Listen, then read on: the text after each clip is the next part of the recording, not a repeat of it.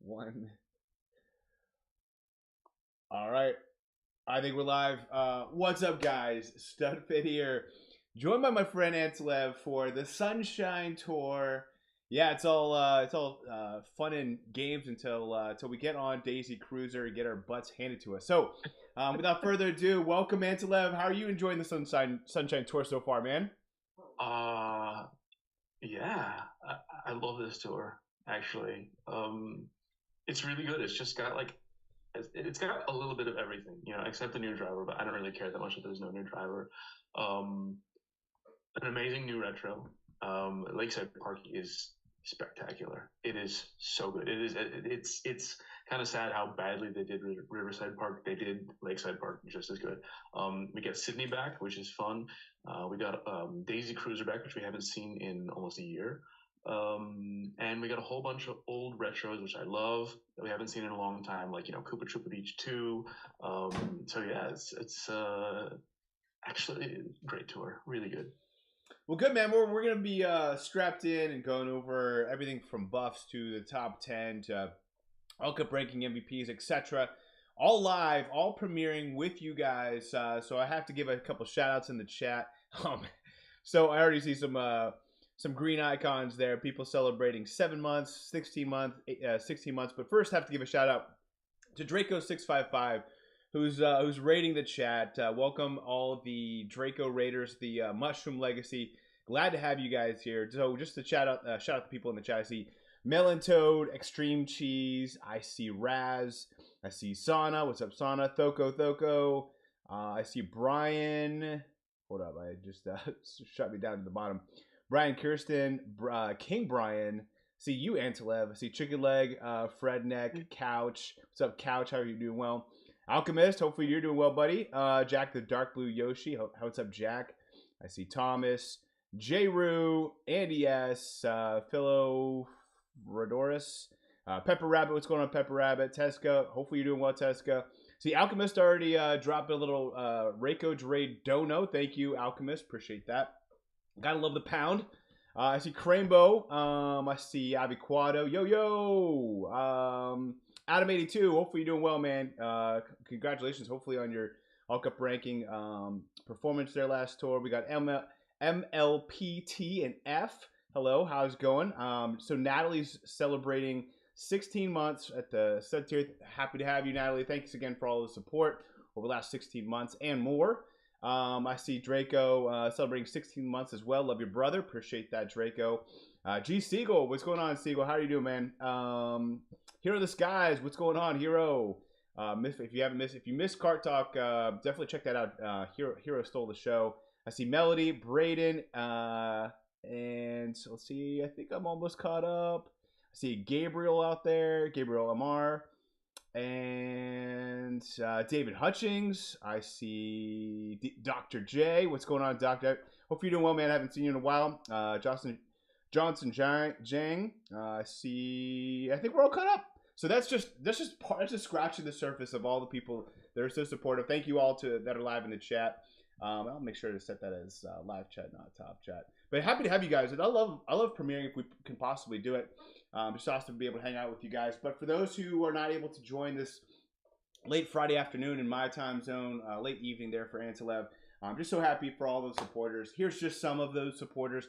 These one at the top, the Super Studs, have to give a special shout out to them. Frenzy Friends, Frenzy Grind, SM Bros, Hero of the Skies, Issa, Larry98, Kareem, Jeeves, Nat, and Gualan Zhao. These guys really have shown support in a very unique way that keeps this content going. But everyone on this list has been so supportive in their own way. Everyone contributes in a variety of ways, and when it comes to how we use these funds, some of it goes to Alberto, and some of it goes just to be able to, buy things, merchandise, etc., to make sure that we keep the channel on the high status. But I don't want to steal too much away from the exciting tour. We have so much to get into. I know some people have been using the FI word. We're not going to use that word here. It rhymes with biller. But ultimately, this is a very unique tour. I call it the chill tour, man. I'm just chilling. I'm just relaxing and hanging out and getting some of these awesome tracks Cheap Cheap Island's back. We got even some updates for Cheap Cheap Lagoon, which a lot of people hated. But now we got some new drivers on it, so we got a lot to get into. But Antilev, let's first get into one brand new high-end driver that we have, which is a Mii suit. We got Toadette Mii. Shout out to Snout the Tinker, big Toadette fan. Toadette's been, unfortunately, not been highlighted as well as other characters in the Mario Kart Tour series. But here she is. She's got a Mii, and it's ultimately, you got to invest in the Miis anyway. What do you think about her triple mushroom skill and her coverage to start? Triple mushroom is a fine skill. I would say out of the non top shelf skills, it's not top 4 skills rather. It's probably, I prefer to dashing actually, because both a triple mushroom frenzy and a dashing frenzy are 24 actions. But the dash ring, you have to hit all the rings. Triple mushroom, you just use them. So you have to hit all those dash rings and take yourself off your line potentially, or you miss a ring. The only difference is a single dash ring plus is 5 actions, where a single triple mushroom is 3 actions. But I think still the triple mushrooms will be slightly better there. So it's not really an annoying skill to use. I think it's quite a nice one if you are in that sort of mentality where you're willing to invest in non-plus skill Mii suits, which I know a number of people are. The most interesting thing about this driver, I would say, is the number of tracks. It starts with 9 tracks for a Mii suit, which is quite incredible. Usually we see them starting with like 6, 7 tracks. So 9 starting tracks and only 1 is a city. Toadette Mii only got 1 new retro. It is the one that's in ranked. Lakeside Park also got Sydney Sprint, which is also in ranked. So you can use this suit twice in ranked at level 1. But also 3 2023 retros. So that's, when we're looking at the buff system, we're looking at what gives value. Obviously, first getting buffed on the 2 new Lakeside Parks, which are in ranked, Lakeside Park N and Lakeside Park T. Those are going to be the most valuable buffs, along with Daisy Circuit RT, which is also ranked week 2. After that, we're looking at the new tracks. So then Koopa Troopa Beach 2 RT, which is new but not in ranked, and the other Lakeside Parks, which are not in ranked. So Toadette Mii suit only got 1 new track. That's the Lakeside Park N, again in ranked, but it got 3 2023 tracks: Daisy Circuit Bar, which is a level 8 unlock, and Cheap Cheap Island RT, which is a level 6 unlock. Other than that, 3 older retros and the battle track. Battle track is probably pretty useless because there's a lot of plus skill drivers there now, which you'll be using instead. But for the rest, actually not at all a bad start. And just by the sheer volume of tracks, I would say it actually looks quite promising. Awesome, man. No, it's a good point. Obviously we got a battle track, and we used to get really excited about those, but now they're pretty full with plus skills. I know some of the battle tracks, we didn't really get to too much into it last tour, but the battle tracks were kind of fixed in some ways, and in others brought back to its 4-track all cup ranking glory that it once was, if you call it glory. But the 2 ranked tracks obviously stand out. It's nice to see the cities intermixed. That part's great. But as we go through and talk about the buffs, starting about the starting coverage, you always kind of want to see that red track to see if it gets a city track. But ultimately, I think overall, these are great buffs to have in general. Many of them have a summer theme. There's, I think compared to most tours, though, where we have like 12 new variations, this tour's a lot more tame. We just got, so even in ranked, we have some reoccurring tracks coming back as compared to like 5 out of those 6 being brand new. So it is nice to see some of that assumed coverage that we've been kind of building start to come into full use. But as we go through each one of these buffs, it's kind of a little bit more a mixed bag of things we want, things we don't want. I will say, for what it's worth, Matt Ulrich did a pretty good video on are old buffs good or bad. I think a lot of people think that old buffs are bad. But I think that they're not necessarily bad or good. It just depends on what's on them. And most of the time, they're pretty full. Like looking back at some of these tracks, you're like, what is going on? There's like 25 drivers on here. So I don't think all of them are bad, but I think for the most part, when we're looking at the spreadsheets, we're trying to cover as much as possible. There's not much left except for the new tracks. And so this one's not obviously as many new tracks. But you got to get the Mii, and this seems like a pretty good starting for a Mii driver. Not necessarily that you're that many people are going to be investing in them, in and of themselves as a standalone value. But it was a nice start for Toadette. Hopefully, she gets some redemption glory. I will have to say, as we're going through, I see some people in the chat. So Chicken Leg upgraded to the Stud tier. Happy to have you as a member of the Stud fam. Chicken Leg, I know you've been in before, so thanks again for joining us. Yeah, see, also Alchemist started a membership for, it looks like Extreme Cheese won it, so congratulations, Extreme Cheese, and thank you for your support. Alchemist, let's keep going. We got a super driver. We got the yellow Yoshi. No surprise, gets the Yoshi egg. What's your thoughts on the starting coverage you have to have? Yeah, so people were speculating a little bit. Maybe he gets triple mushroom, maybe he gets giant banana, will be super sweet. But it is Yoshi egg as we expected. I'm a big Yoshi fan. I love his cute green boots. Super cool.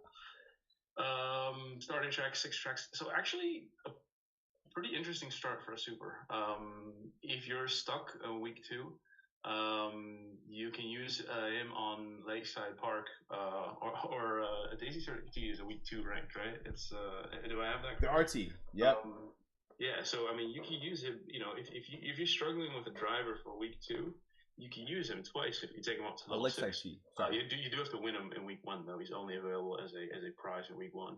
Other than that, so he's got actually 2 Lakeside Park tracks. The ranked one in week 2, that's Lakeside Park T, and then Lakeside Park R as well. Another 2023 track, a recent retro, and that's the one that's in ranked. That level 6 unlock. It's got 1 Sydney Sprint that unlocks at 3, and then 2 older retros. For the purposes of the model, Daisy Cruiser, even though it was a kind of feels like a recent track, it's now 1 year old. So in our model, it gets no new track bonus anymore. That's completely gone out of the model, out of the formula for that one. So it's considered just as valuable as Koopa Troopa Beach 2T in terms of newness. Yeah, GC also mentions the Red Bird is also on the week 2 ranked track, who has better other than those tracks. So yeah, fair point there. The word is on the street. This is the last Yoshi. The yellow Yoshi was the final one of I guess the colors from, I don't know, Double Dash or something like that. So we'll see if we get any more Yoshis. But I do think it's nice that they give us some Yoshis, especially for ranked, especially for those newer players who are just kind of catching up on the game. You know, take this thing to 6, you got a double feature. That's not a bad way to start the game for those newer players. Let's move into carts. We got 2 scooters. The blue sub scooter. Let's start there.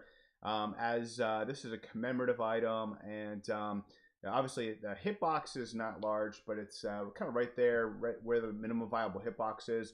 What's your thoughts on its coverage? What do you feel about its hitbox as well?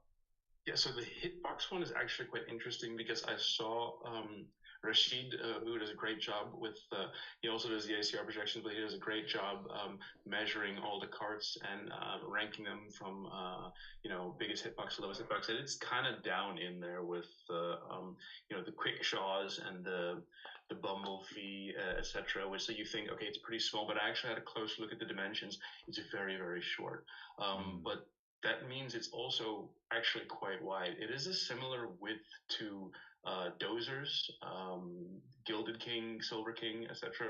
So width-wise, actually, I would consider a large cart. Is only very short. I would say if you have some experience with like the hot rod, it's kind of similar to that. Not quite as wide, just a tad bit narrower than that. But I would say it's definitely. I've definitely been giving it a second look at its coverage and stuff since I checked out the dimensions specifically, because I think it could be considered a large cart depending on how you feel about it. I would say if you pick it up, race with it a bit, see how you feel about it. But I think it could be considered a large cart. It depends on how you feel about having a short cart.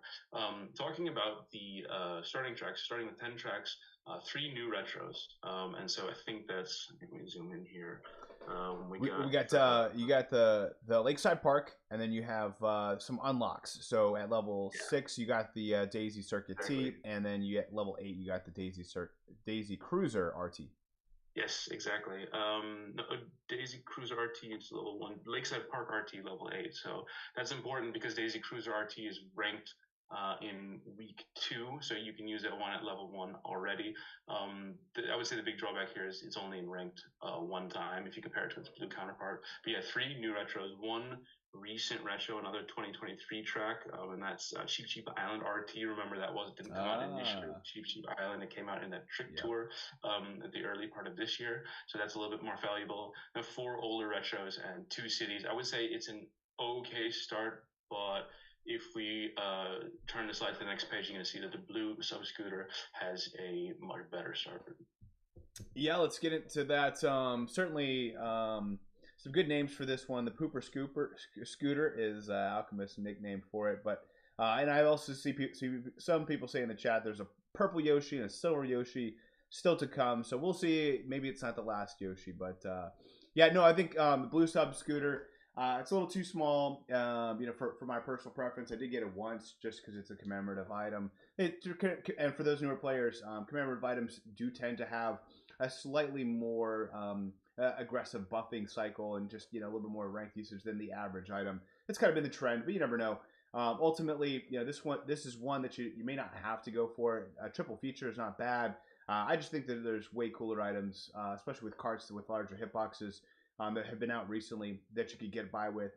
As for what you see on the screen, these are just the hitboxes of large or greater, just on the Rashid hitbox dimension. So not all the carts are on here, and that's on purpose. The goal is really for you to be able to see which larger carts are available in case you kind of want to look at those trump cards.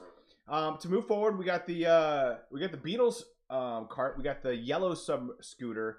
Well, let's talk about this first starting coverage. Obviously, there are a couple of these tracks where there's a lot of large carts. That's why it makes the picture much smaller just to fit these all in there. But Ansel, what's your thoughts on it starting coverage? Sorry, did you have the blue sub scooter first on the slides? Because the pack that Alberto sent me has the yellow sub scooter first. So I was talking about I switched them around on purpose. But, okay. So what I was talking about for the starting tracks, that was for the yellow sub scooter. So can we go back to the blue sub scooter and I'll talk about those starting tracks? Yep, we're there now. My bad. I'm looking at the slide pack that he sent me, not in the Zoom window. Yeah, I don't know. I thought about this. I kind of feel like the blue is like the original. I kind of felt like the yellow is kind of the alt. I don't know why that's. So for me, I kind of like compartmentalizing it and talking about like the original and then talking about. But again, maybe the yellow is the original. I feel like the blue kind of reminds me of some of like the blue soda and some of the other stuff that we have. It's just kind of a little bit more original to me and how I was feeling about it. But probably should have told you about that switch. I think that makes sense. I think the yellow is like kind of the fun exotic color swap, and then the blue is kind of like the standard, So anyways, the blue sub scooter. So the yellow sub scooter, 3 new retros, 1 recent retro, 123 track, 4 old, and 2 cities. Blue sub scooter has 3 new retros and 3 recent retros. They both start with 10. Also 2 cities and 2 older nitros. So if we're looking at high value tracks, the yellow sub scooter has 4 out of 10 high value tracks, and the blue sub scooter has 6 out of 10 high value tracks, and is also 3 times in ranked, where the yellow sub scooter is only 1 time in ranked. Now, 2 of those ranked appearances are a level 6 and a level 8, unlocked by the blue sub scooter. But I would say still, if you're going to gamble on a cart this tour, I would say the blue is definitely the one you want to gamble on. It has the better start than the yellow sub scooter. And again, it also comes down to your preferences. Yeah, for sure. No, I feel like that's kind of like the commemorative, boost that you get there. Yeah, it's, you know what I kind of feel? It's kind of like the armored rider versus the warrior wagon. Yeah, like they were both kind of pretty good for a while, but the armored rider really was kind of a cut above the whole time. And armored rider was the one that was in that pack. It was, and the warrior wagon was the one that was in the pipe. Yeah, no, that's a good point.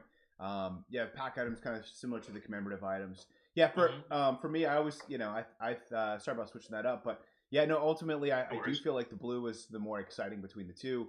It's kind of good to know, like the 6 versus 4 valuable tracks. So blue, 20% more valuable hypothetically, if you think about it that way. So appreciate you breaking that down. Sorry about the switch up there, but let's move to. Oh, no, I should be looking at what you're doing and not what I'm doing. And then we have the gold driver, which is a gold pass gift. The most starting tracks of any item this tour with 11 starting tracks. Unfortunately, the quality is not really there. It's got 6 old retros and 2 cities, so 8 out of the 11 tracks are not super valuable. Going back to your point about what you said about getting buff on older tracks, it's not that they're worthless. Obviously, they're worth something.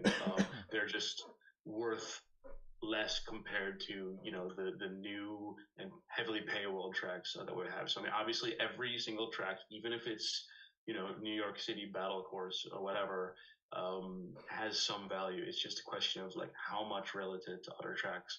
And in this case, we've got two new retros. We've got Lakeside Park T, which is fortunately in ranked for it, and then we've got Koopa Troopa Beach 2 RT, which unlocks level 6.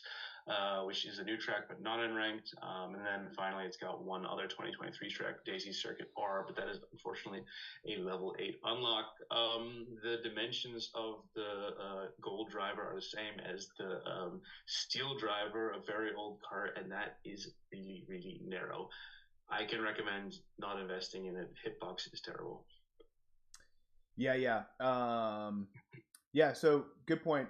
One comment I see out here is Alex Berman says, what I've been based on the rankings is that commemorative carts do better than spotlight carts, while the spotlight shop gliders do better than the commemorative gliders. And I feel like in general, that's just one opinion. I think the commemorative items in general just do just a hair above, a hair better. Maybe even just like it's like the starting coverage is a hair better. Kind of going back to that Armored Rider versus Warrior Wagon. It was while there where Warrior Wagon even had like a little bit slightly better start. Like it was like at number 6, and Armored Rider was at like number 8 in the top 10, and then just clearly it was Armored Rider going forward. But we didn't know what was like the original. And later on, we found out the Warrior Wagon seemed to be kind of the original cart. As some other like Silver Warrior Wagon and other things have come out as alts of it. But yeah, ultimately, I think in general, commemorative items are just going to have a little bit better value. Maybe they get buffed less, and early on, and maybe they get better buffs later. But I think just in general, it's just a little bit more consistent. I think Nintendo wants to just reward those people who pull out their wallets to be able to invest in things. Which I think if I could invest in one, it would be or use rubies. Or money to get something. It would be this jelly shoot. It looks sweet. Like it absolutely is gorgeous. Love the look of it, but what's its starting value? Yeah, so I'm with you on that one. It's a very, very nice looking glider. I like it a lot. And this one, I think you can get this one in the Spotlight shop for 70 rubies. Am I right on that one? Yeah, so starting with 10 tracks. This one you can use rubies for week 2. Kind of similar start to the Yellow Sub Scooter, where it's got 4 valuable, high value tracks out of 10.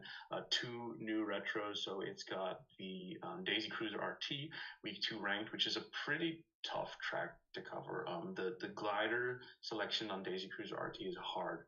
So that's actually quite a valuable one.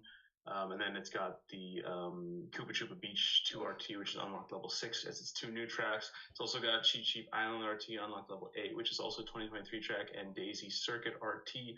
I wonder if they're going to make this a trick themed glider, because 5 out of its 10 starting tracks are RTs. Other than that, it's got 4 older retros and 2 cities. So it's nice. It's got the super horn, which I think is actually kind of an underrated skill. The super horn frenzies don't happen that often. Single super horns are great for defending from blue shells or just causing, getting a lot of hits from environmental damage. And I like to use super horn gliders with Giant Banana, because if you get a super horn frenzy on your second lap going through your own banana minefield, it's a ton of hits. Actually, a really underrated strategy.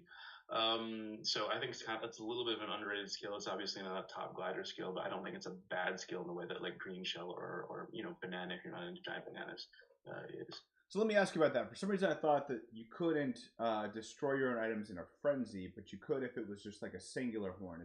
Is that true or not? You can destroy them in a frenzy, but not by running into them. If you smash into them in a frenzy, it doesn't count as a hit. But if you use a super horn during a frenzy, it does count as a hit. All right. Hey, there you go. Yeah.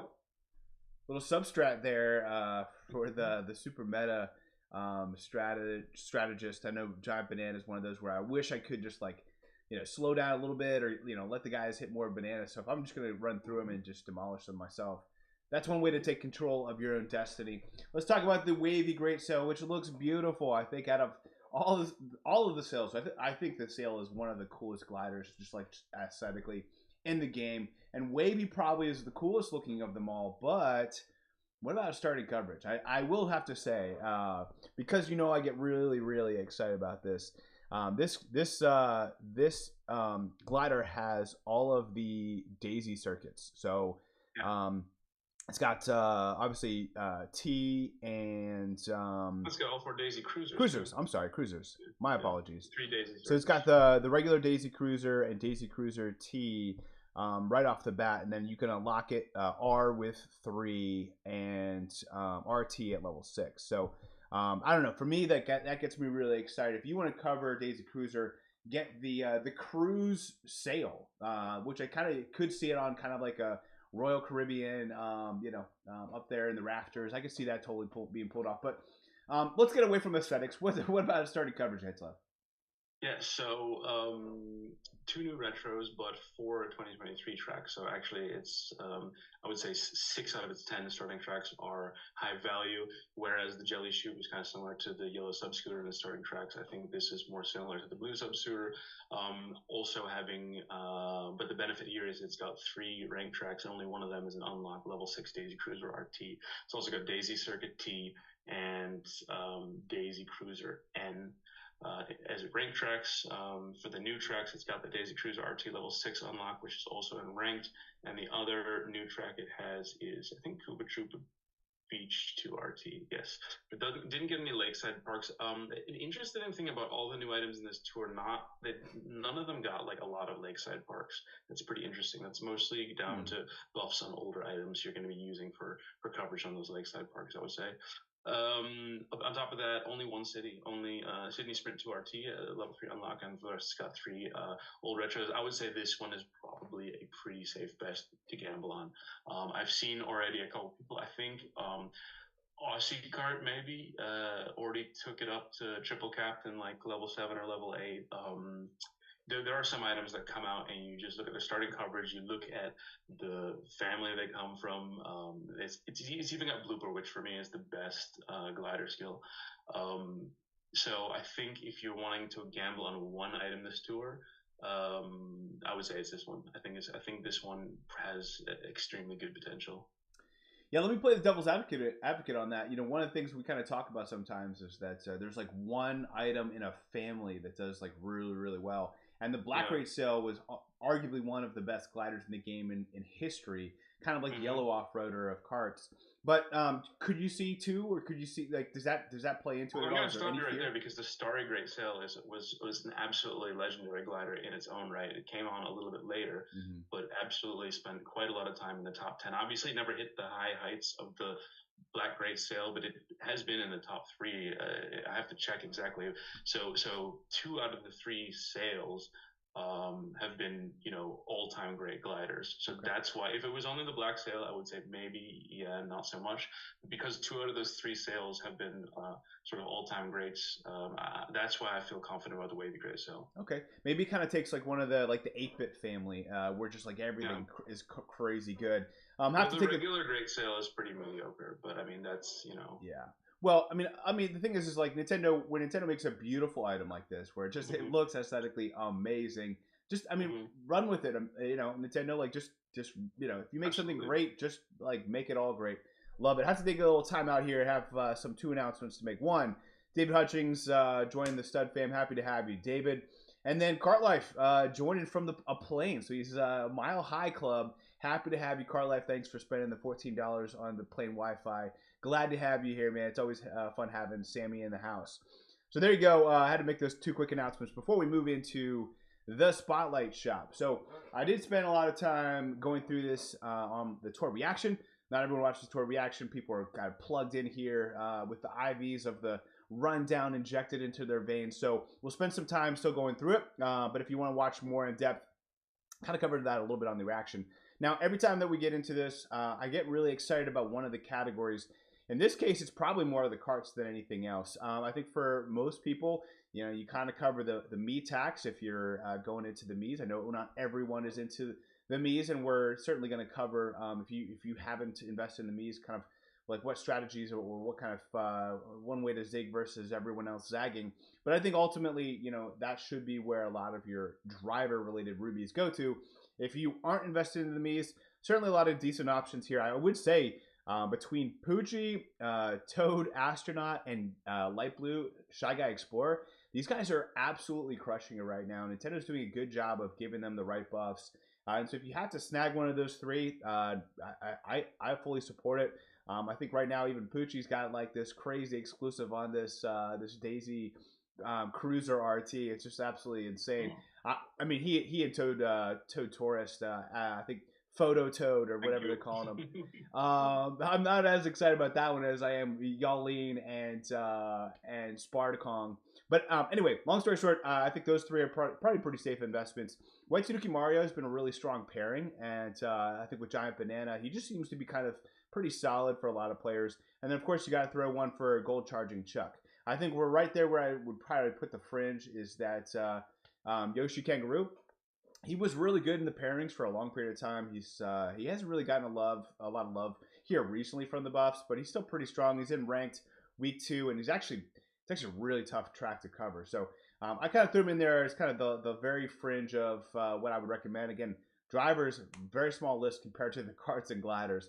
So let's move into the karts. I think when it comes to the karts, there's some that stand out as really kind of your number one choices. These are things that are going to be in the top 10. And in a lot of these, kudos to you, Antilev. I mean, the top 10 is, relatively predictive in general too. So, when the rich get richer, when items that are already in the top 10 are in ranked back to back to back to back tours, and you see them in the spotlight shop, that's just a testament to how the predictive model of your algorithm, Antilev, really encapsulates that really well. There's some that I threw on here that's a little bit more fringe worthy, but I think that there's some really solid investments here. Some of the most solid ones I could see here would be like the Blue Quality Cart. I know a lot of big fans in there of that. Blooper Shuttle's been doing really, really well. Tycho Drum has been pretty strong. And then there's Mumu Off-Roader has been a little quiet here recently, but still a solid cart, if nothing else, for the large hitbox. And then, of course, my Lightning McQueen, the Lightning Streamliner, a really solid one as well. Then there's some oldie but goodies, some ones that have been really consistent. Things like the Armored Rider, a solid go-back cart. I did kind of the same thing with the Tanuki cart, where I invested in it like a year and a half after it came out. And it's so funny to go back to a Mario circuit or something on a random tour. And it's like, boom, now I have a level 8 triple cap cart there. So I think like Armored Rider would be one of those safe ones where if you invest in it, you're just going to be pleasantly surprised every tour because it has just like such bonkers coverage. And it's been in ranked over and over again. I mean, I'm surprised it's not in like, the top 5, but I mean, I think that some of its future buffs certainly are going to be hedged a little bit. There's some that are on the fringe. I will say one that I threw in here was this the black Jingle Bell is what it's called. Black Jingle Bell. I was actually pleasantly surprised you did that because it's like a sneaky good card. It's been and you know what? There's none of that family that have emerged. So that's kind of like one of the sneaky uptick ones that I put on. There's been some that have been on the decline. Like people have been sleeping on the tropical truck for a long period of time. At least when it comes to the top 10, but it's been such a solid cart for me. It is right there in the line of the minimum viable hitbox. So, you may not enjoy it, but I absolutely love that cart. And then Taylor Swift has been kind of sneaky. I know his big brother, the Blazing Eagle, has been dominating. But, the Taylor Swift, the Swift talent has been emerging as of late. And it's obviously a key part of a ranked track as well. Some other good ones on here. You got Pink Speeder. You got the Flowery Bandwagon. Even the Streetle, if you don't mind the small size. And then my personal love, my favorite little Studfit Ruby, which again, all of these rubies, they just represent a nudge that I would kind of persuade people to look into their spreadsheets. But ultimately, the spreadsheet has to be the bottom line. You have to decide what's going to be the best use for your coverage. And for me, my beloved ruby, my favorite ruby on this entire page is the Pink Comet. It is now broken, I believe, the top 20, maybe even the top 15. We'll talk about it a little bit later, but it's actually for not having like a emerging comet quite yet. It seems to be maybe the hot early one. So we'll see what happens. The very bottom you see there, we do have the gold Cupid's arrow. Definitely, if that pops up in your shop, might be worth getting if you missed out on the 70 ruby version a couple tours ago. Then moving to gliders, again, I'm really hyped up on the carts. This is a good tour for some carts. There's so many large carts on here. I think even if you have not gotten the blue crawly cart, it's not too late. I think it's actually a really solid cart right now. And it was at first everyone was hyped on it, and then it kind of went quiet for a little bit. Wasn't sure what was going to happen, but it has fulfilled all prophecies. It's a great cart, as we all know it. Moving to gliders. I'm so happy that, but sorry to stop. I'm so happy that after the sort of disaster, the fiasco that was the red trolley cart. That we have Oh another my. good trolley cart. Yeah, no, for sure.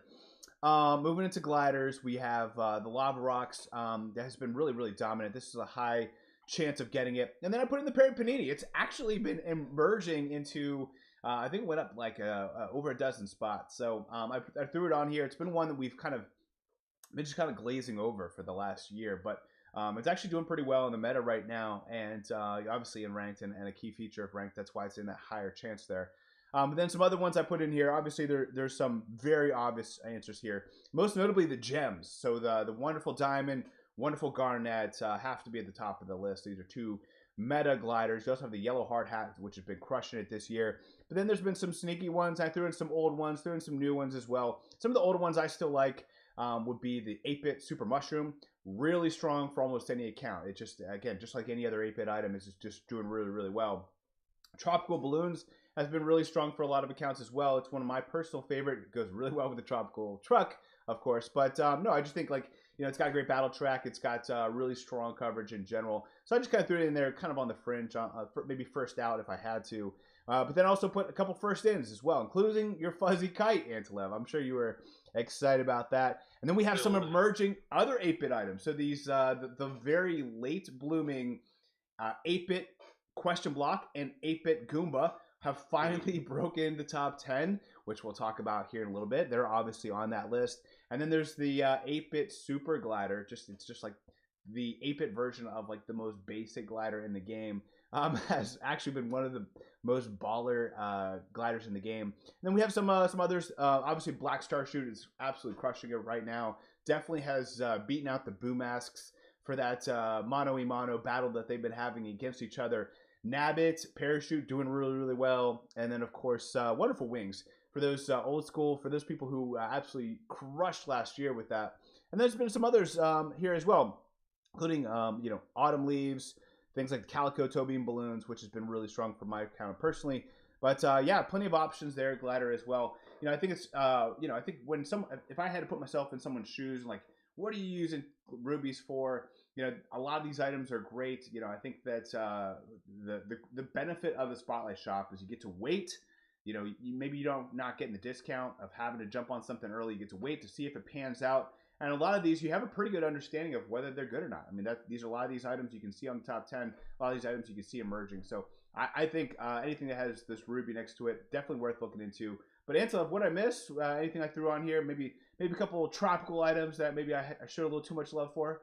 No, not really. I was gonna call you out on the Black Jingle Bell, but then you actually put it in there, so that was kind of a pleasant surprise because I think it's like kind of an interesting one. Yeah, honestly, I think you did a pretty good job. I can't really see. There is the Starry Great Seal on there. I know you seem like Oh, big into it right now. which one? This Starry Great Sale. Oh, the Starry Gray Cell. Yeah, but I mean, Just for talking about it. it's not like a spectacular glider right now. It's older. It has been good. It was a great glider in its day. The Parapanini, I think, is one of those ones that is either now or soon going to show up as in your sort of top pairings. It has maybe not the widest coverage, but it has really pinpoint coverage. Like I feel like it's a gap filler. It's one of those ones that matches up with the meta gliders. I was actually looking at my tracker, and it's in terms of filling my sort of gaps, it's actually my number one glider. And I look at other people's trackers as well, and it's consistently kind of up there as one to invest in to strengthen your account. So I think that's not a bad shout at all.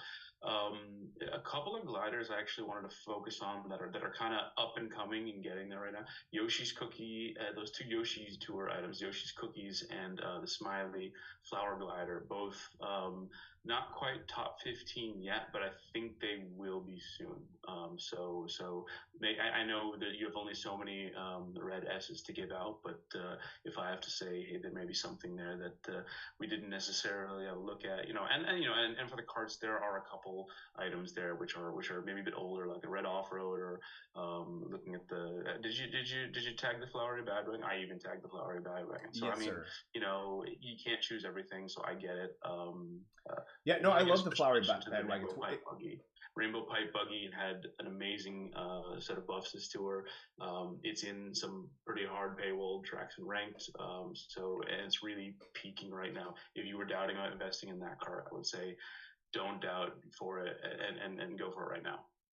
Yeah, in fact, actually, that's been the one cart investment I made. I took the Rainbow Pipe Buggy to just like a level 6 single cap. We were on the same. We're on the same page, man. Yeah, it's for that Lakeside Park. I was struggling with a level 3 cart, and I looked at all the carts, and that one just there's something about it. I've actually been talking about. I've been hyped up about it for the last couple of tours. I've been I've been pretty excited about it. Me too. I didn't invest in my main, but I did invest in it. I already double capped in my free to play, and that's for my free to play account, double capping something is like really. Yeah. Respect. I think when people hear like pipe and they're like they automatically think it's a small cart, but it's actually pretty beefy. Big. Yeah. One thing about this the smiley flower, because I see a couple people, Dizzy for Days, Melatoad mentioned it as well. I actually had clicked it to put a stud, but then I kept looking and I said, you know what? There's a couple on the list that were going up more or higher on the list, and so I actually took it off. In fact, I think the one I replaced it with was the Fuzzy Kite. If you had to pick between, that was the first one out, Fuzzy Kite or Smiley Glider, which one would you Ruby? I'd probably go for Smiley just because it's newer. Okay. Depending on the account, but I mean, the tiebreaker is always pick the newer item. And it's not always a guaranteed better. Like it's going to get more rank trackers, going to get more buffs, but most of the time this is the case. All right. Kart Life Sammy D says that that pipe buggy, the Rainbow Pipe Buggy, is right there, barely at its minimum viable hitbox. So. It depends on where you draw that line. For me, where I draw that line of that minimum viable hitbox is where I can go up a ramp and consistently get 2 coins, kind of going at an angle, at kind of like a shift. And if I can't, then I probably need to get a bigger cart. That's kind of how I gauge things. I think everyone kind of gauges it differently, but you kind of got to have to set that, and that's kind of a personal preference for each person.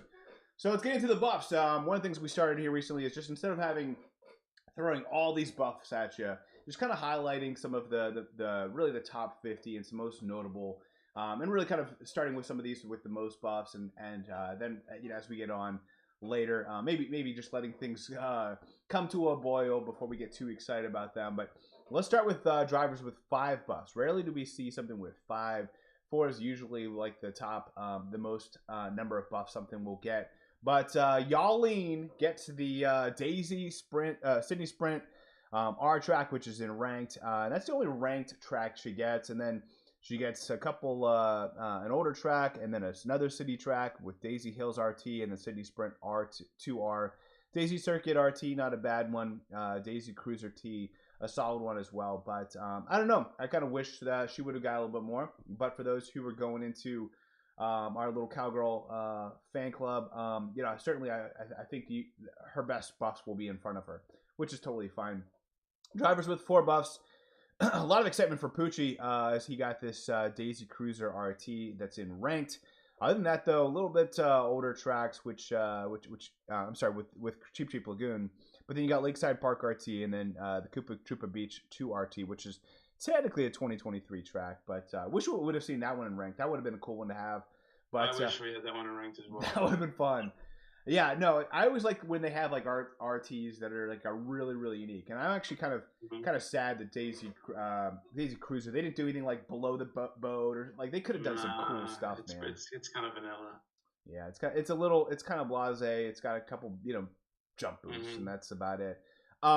We do have Waluigi Me Racing Suit, which does have a ranked track that's Lakeside Park T. And then it does have the Sydney Sprint R. I actually looked at this and thought about investing in it, but looked at the spreadsheet, looked at the trackers, and the Bowser Me was the stronger one for me to invest in. I already took it to 5. So Waluigi will still be on the shelf for now, but one day I do feel that I'll get him up to a higher level. I want to do it so bad. We do have Wiggler, obviously the original character that came out here recently. A lot of people were pretty excited about seeing what kind of buffs he would get. He does get the Daisy Circuit T, which is in ranked, and all the other tracks are 2023 tracks, which are phenomenal. Obviously, the Cheap Island RT came out earlier this year, but the other two brand new. So I think in general, these are reoccurring tracks. These are great tracks to have. I think this is a positive buffing tour for Wiggler. And then we have Sparta Kong did get the Lakeside Park, the ranked track, and that's a hard one for some people to have. You know, there are some big me drivers, but for those who are not investing in the Mii's, Sparta Kong, big winner with that track specifically. But then did get some older tracks, you know, and then a city. So I think overall this is kind of a B- in my opinion. Yeah, you're really happy about that ranked track. Bowling, but yeah. But a city with Spinny Sprint, and then you got Koopa Troopa Beach 2, plenty of top skill drivers there, and then Daisy Hills RT. Now the RT, there's not like a lot of options, but I mean I think I'm using like Holidaisy or something on that. I'm just really happy with just. You know, but there's some people. The thing about that track is you can get a decent action count with like a regular. Like I use Black Yoshi there. You can get I think close to 200 actions with like just like a double coin banana or something. You know, like it's not. It's not a track where a plus skill will give you a massive. You know, it's not like a vanilla. It's not like getting a vanilla Lake 1R or something as a boomerang driver. Yeah. You know, so it's I don't know. Yeah, good point. What's your thoughts on these drivers with the most buffs? Yeah. What's your opinion on these drivers with the most buffs? Yeah, so I think first thing, Yalin is like super disappointing. 5 buffs, but basically only one of them is worth anything. This Daisy Circuit RT, which is admittedly a good, you know, ranked buff, but still 2 cities and 2 older retros. It's definitely a case of quantity and not quality. Juxtaposed that with Poochie, who just got absolutely, I mean. He won this tour basically in terms of buff. He is doing so well right now. I know I said in the beginning, I'm not going to invest in a regular Lucky 7 driver. I'm looking quite foolish right now on that regard because he's killing it. Even his old one, Cheap Lagoon is special because it was the last retro in the game which did not have a plus skill on the top shelf. That is now broken. He is the only plus skill on Cheap Lagoon. That is actually a really special thing. Every single retro track in the game now has a plus skill on the top shelf because of that buff. And then the 3 other tracks, including 1 ranked buff, Daisy Cruiser RT, like super high quality, you know. Even if the model doesn't give him a huge amount of credit, I mean, he does get exclusive credit for it, but it's an old track, so not like that much valuable. It's still an amazing set of buffs. And Wiggler did well too, all new tracks, all new or newer tracks. He did great. The Waluigi Music Racing Suit, you know, 2 cities and 2 new tracks. Kind of a bit of a mixed bag, kind of in the middle there. Man, I feel like everyone is pretty hyped up on Poochie. Actually, I mean, it looks like everyone's really excited about him in the chat. He's number 8 on our list, so I think everyone's aligned. Quick, I think, considering when he came out. I mean, to have such a newer driver with Lucky 7 that's not a me in the top 10. Man, I think that everything has to happen right for someone to do that, and everything's happened right for Poochie. So I hope they do the same for Wiggler. It seems like this is a great tour for both of them. And I think that's phenomenal. So hopefully they continue that trend. Hopefully they kind of give them the PD Piranha treatment and kind of have these original characters get a little bit better of an option. I think that's phenomenal. So I think if you have to invest in Poochie, especially for this Daisy Cruiser RT where it's just a struggle bus across the board, go for it, man. I think Poochie's a safe investment especially for anyone who's not going into the Mii's. This might be your ride or die for the year. And it's Lucky 7. Everyone loves Lucky 7 now that we're burnt out on Boomerang and even a little burnt out on all the potassium of the giant banana. But let's move into the drivers with 3 buffs. PD Piranha Gold gets no rank track. Well, it seems to be kind of the trend for the year. No, he's had his ups and downs, but I think having him as a ranked reward has kind of started to hurt his maybe not started, but it's kind of hurt his value a little bit. But he does have the Lakeside Park R, which could come back. I mean, these are reoccurring tracks, except for the Sydney Sprint RT. So I hopefully do see some value there. I think when it comes to a big winner, though, this tour, I have to give some love to my boy Larry Mee, who walks away with this Lakeside Park, which is a ranked track. I was using him there. Had a phenomenal time. By the way, Lakeside Park, probably, I think it's reignited my love for boomboxing. I think like when you think about a track that you want to boombox, like Lakeside Park has it all. I mean, you got two drivers on the middle shelf to be able to boombox. You have some wiggle room at the very beginning to kind of find your right position between kind of fifth or sixth. And then it's a kind of a shorter track with not a lot of other crazy stuff happening where like gliding sections you could get hit or whatever. You just get your boombox and then just kind of hope that you get something else. I think yesterday I spent maybe an hour and a half on the track. I think I got 3 boomboxes. Never 2 like in the same run, but like I think that like for me it was just so much fun, and I think that's what we want for more boomerang drivers are tracks like this. I think this is one of the best boomboxing tracks in the game now. At least it invigorated my love for boomboxing. But then it also got the Cheap Lagoon T, which I think if you spent any time in any server anywhere, you saw that this could get 300 actions because of all the coin rings and all the other stuff. And you didn't have a lot of other options when it comes to a plus skill. You got a coin box or two there. I think it's like either Goopa or Peachification, but it's not a good coin box track, but it is an excellent boomerang track. And then you could hit the oysters, or whatever they're called. I think there's like a Mario name for them. I saw somebody get 100 action lap with no boombox, just with a boomerang frenzy. Just boomerang frenzy. It is insane. So I'm loving Larry Mean right now. Again, I invested in him early, and I think he's I think he's probably one of the winners of the tour. Larry, what's your time? The other Larry, he does get the Lakeside Park T, which is a great track for him. It does get the Daisy Circuit T, which is certainly a recurring track that it's weird. It's like I still kind of treat it like a new track. You kind of mentioned this at the beginning, but it's not. It's a last year track. It's an older track, but I do think that's one of the reasons why they've included like a 2 Daisy Cruiser tracks in ranked. One from last year and one the RT. I don't know. There is something like special about that Nintendo kind of like held it back and then gave it to us all in this tour. Hopefully they do more of that in the future. And then we have the Piranha Plant, not the PD Piranha Plant Mii suit, but it doesn't have any ranked tracks. They get the Lakeside Park R, which is a really nice, and then the Koopa Troopa Beach R2 RT. Now, I think a lot of people have their eyes on Toad Taurus, which looks phenomenal. This Daisy Cruiser RT, kind of mentioned it already. It's literally the bane of our existence when it comes to the top shelf. Everyone's struggling with drivers, karts, and gliders. Next week's gonna be tough. I currently only have a level 1 driver, which like happens like once in a blue moon. I'm gonna have to make a decision. I might go cheap me, but for those who love Toad Taurus, love his look, this might be the way to do it. I mean, this is kind of a relatively good Giant Banana track. You can have some narrow areas with Giant Banana. You can do some damage there. Definitely a good one to grind out the tokens for sure.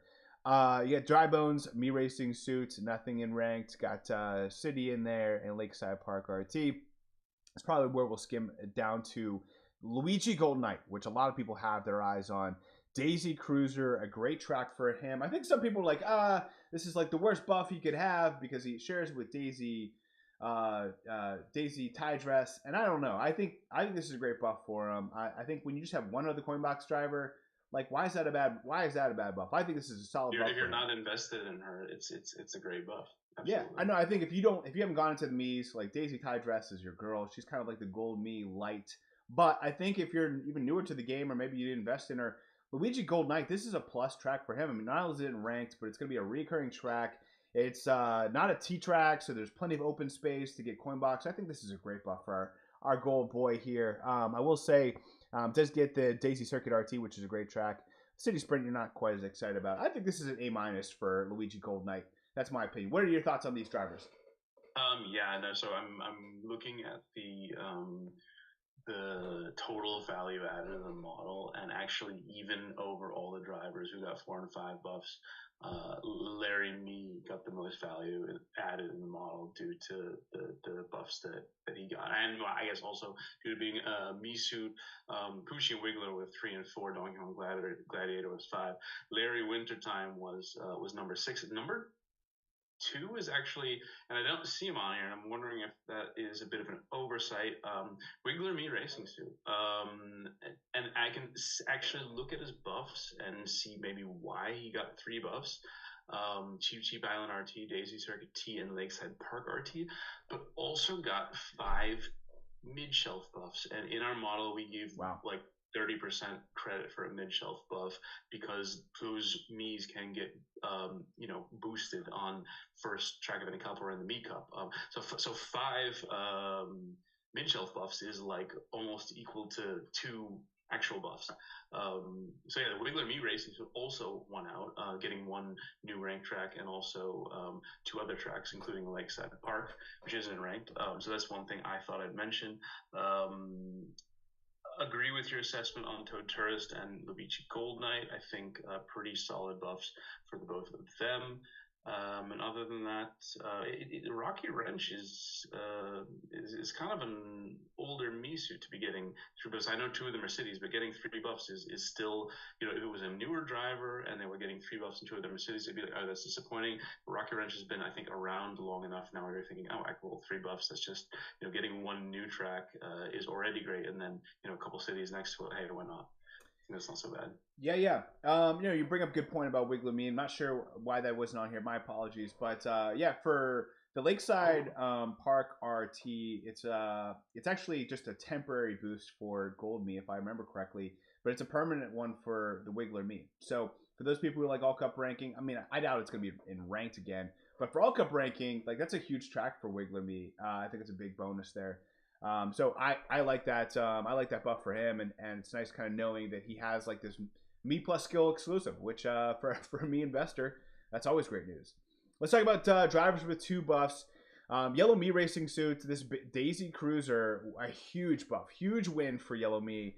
Obviously, there's not a lot of plus skill me options on that track. I'm using this guy. It's just absolute mayhem just on this Daisy Cruiser. There's some real tight areas. I will say, like, the strategy of, like, where to drop the giant bananas, like, which item box do you want the giant bananas? I've actually been preferring to get, like, a single giant banana off the first item box. I know your strat, Antilev loves using an item ticket right away. That might be it takes a lot of time because you have to restart the game if you don't get it right away. And I don't actually, your ticket, yeah. And actually, I don't like how it splits up. If you split up and and the bots are going the other way, usually you can kind of see where the bots are going if they're going left or right, and then just go that direction and then use your ticket right away, your item ticket. And then if you don't get Giant Banana Frenzy, you can swipe up and close the game, and you aren't using the ticket. It's the hard close actually makes the ticket come back. But actually, I'm not a big fan of that strat on this track as much. I actually kind of liked going through that second item box and getting a giant banana frenzy there, and hopes to. Sometimes I even will use hope to get a giant banana off the first item box, drop it right before you go down the stairs, and then use an item ticket right there going down the stairs. That's kind of been my favorite strat with the giant banana on this track. But anyway, Yellow Me, he's just like this is like the pure track that you want. Obviously, it's paired with a Koopa Troopa Beach 2RT, which is not a bad one to get. I think this is a solid A, maybe A plus for Yellow Me Racing Suit. I absolutely love the way that they kind of gave him some very strategic buffs. Toad Astronaut, they've been giving him some hype this year. Although you don't see it here, he isn't ranked, but does get the Lakeside Park RT, which is a solid track for him. Sorry, the Sydney Sprint R is the ranked track there. You see it as a second buff. So if you get a city and it's ranked, it's all good, man. It's all gravy. So happy there. PD Piranha Me does get the Koopa Troopa Beach 2R. Light Blue Shy Guy Explorer, we kind of talked about him. He's pretty hype right now. He does get the Cheap Lagoon, which almost all of them have been really light with top skills. Mm-hmm. Some people were using, Funky Kong on some of these. I think this was the one that might have had Peach Vacation, if I remember correctly. So, some of the older players might be well covered there, but certainly happy to get the Lakeside Park, which again, I think that's one of the harder tracks for this week one. I think if you're not going, Larry or more to me, you got some other options, and Light Blue Shy Guy might be your guy. And then kind of moving through, Morton Me, we kind of talked about Lakeside Park. This is a great buff for both he and Larry. It's kind of sad that they're kind of putting them together, the Koopalings, but for someone who invested in them both, it's like, man, I wish they would have kind of, sliced it up a little bit, but that's a great track for him as well. Larry, the boomboxing, definitely a much higher ceiling, and it's a great track to boombox. But Giant Banana is really solid here too. I think I looked at the different action count ceilings for Boomerang versus Giant Banana on this track, and I believe Boomerang was somewhere in like the 170 range or something like that, and then like Giant Banana was like 160, so they weren't like too far off. But either way, it's a solid, solid giant banana. You're not gonna get to 200 actions. That's just not possible, really. Even like with a triple giant banana, I just don't see that happening. But that's where you really see the value of giant banana. But still a really strong one for more than me. Kind of moving through, there's not a lot of other plus skills that I want to highlight. I will say this Daisy Misu, I kind of gave a double look on because this Daisy Cruiser RT is just such a tough track to cover. And technically, if you include triple bananas in the top skill, which most people aren't, but some people are, I think this might be for the Miis an exception you're worth taking. So this is a tough track to cover. Triple bananas might be your best option if you're going all in on the Miis. And that's kind of really all I want to talk about on this side. Antilev, what's your thoughts on the drivers with 2 buffs? Yeah, I like that Morton is finally getting a quality buff. I feel like Morton is losing the battle with Larry me, which is sad because I really wanted a reason to invest in Morton, but it really seems like Larry is the play right now. So I mean, we're gonna have to see. Light Blue Shy Guy buff is awesome. Getting Lakeside Park, he is kind of sneaky good and always there. I don't have him invested on my free to play, but I do have him on my main. Just level 6 and double cap, but it's super useful. And Yellow Me Racing Suit. I think Yellow Me Racing Suit is really kind of flying under the radar as one of the drivers of the year. For me, the absolute best giant banana driver in the game right now, with a ton of tracks and good quality tracks, and a big reason why I'm not hurting so much from not having Gold Me Suit is because Yellow Me is there on a lot of those tracks, and I'm just able to use that. I've got it level 8 and triple caps, so I'm absolutely happy with that. Other than that, nothing else really to point out, I would say. All right. Good, man. I think it's I think the Miis are starting to some people get probably tired of us talking about him, but like this Yellow Me Suit, guys, he's just crushing him right now. To run off the drivers with 1 buff, Charging Chuck Gold has had a phenomenal year. This is a fine track, the Koopa Troopa Beach 2T. It's not a great coin box track per se, but Gold Charging Chuck, I mean, at this point in time, he's over a year old at this point, and I don't know. I think a lot of people were hoping that he was going to be in ranked again because he's just had a crazy year in ranked, but not a bad one. Could be worse, could be better. Same thing with Question Block. I mean, you're not really at this point in time, he's not getting many buffs. So if he gets a buff, you're really happy. Now, of course, it's a city, so which makes things tough. And then, I think that we may not see the cities in quite some time. I've been just enjoying grinding these cities for the player level. I know I'm kind of quite behind, but this is one where I think for a coin box me suit, like every buff literally is just a gravy on top. And then you have King Mario. He's got the Daisy Cruiser T. Not a bad track for. I mean, again, it's a T track, but there's not a lot of other options there. I think Daisy Cruiser T is a phenomenal buff for Mario King. You got the Santa Me, which that's kind of one of my favorite sneaky buffs there for this Daisy Cruiser T. Obviously, he's got some really strong base points built in, but then Lucky 7. I like Lucky 7 on this track. I mean, I don't know about you, Antilev, but for Daisy Cruiser T, there's a lot of twists and turns.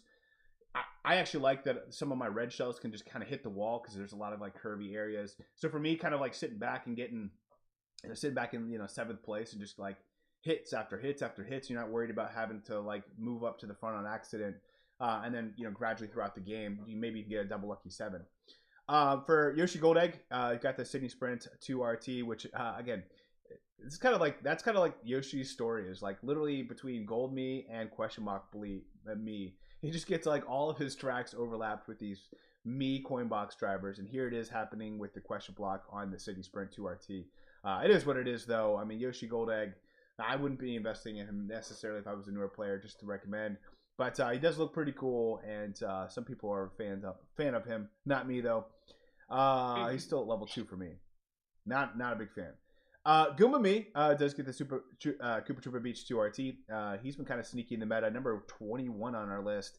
Luigi Knight got the Lakeside Park RT, which I can see coming back, in the later tours and ranked. That one's kind of sneaky. It's nice buff for him, but again, not in ranked this tour. The Roaring Racer got the Daisy Cruiser, and the Daisy Sailor obviously got the Lakeside Park. Daisy Sailor is also that another option, mainly because of, like, all these daisies. Daisy Sailor. This is like the cruise ship Sunshine Tour. So you see a lot of daisies throughout the tour. You see a lot of cruisers, a lot of summertime items as well. I think Cheap Me. This is the Daisy Cruiser RT. I'm seriously contemplating taking him up to just like level 4 or something like that. Maybe single cap and just like calling it a day on this track. This is a real tough one. I have not made my decision yet on that track, but Toadette Sailor gets it as well. Para Bitty Bud, which I forget exists often most days. Got the Lakeside Park. Certainly it's in ranked. And then Bowser Me, Lakeside Park T. So this is one I mentioned I invested in. Took it all the way up to 7, double uncapped.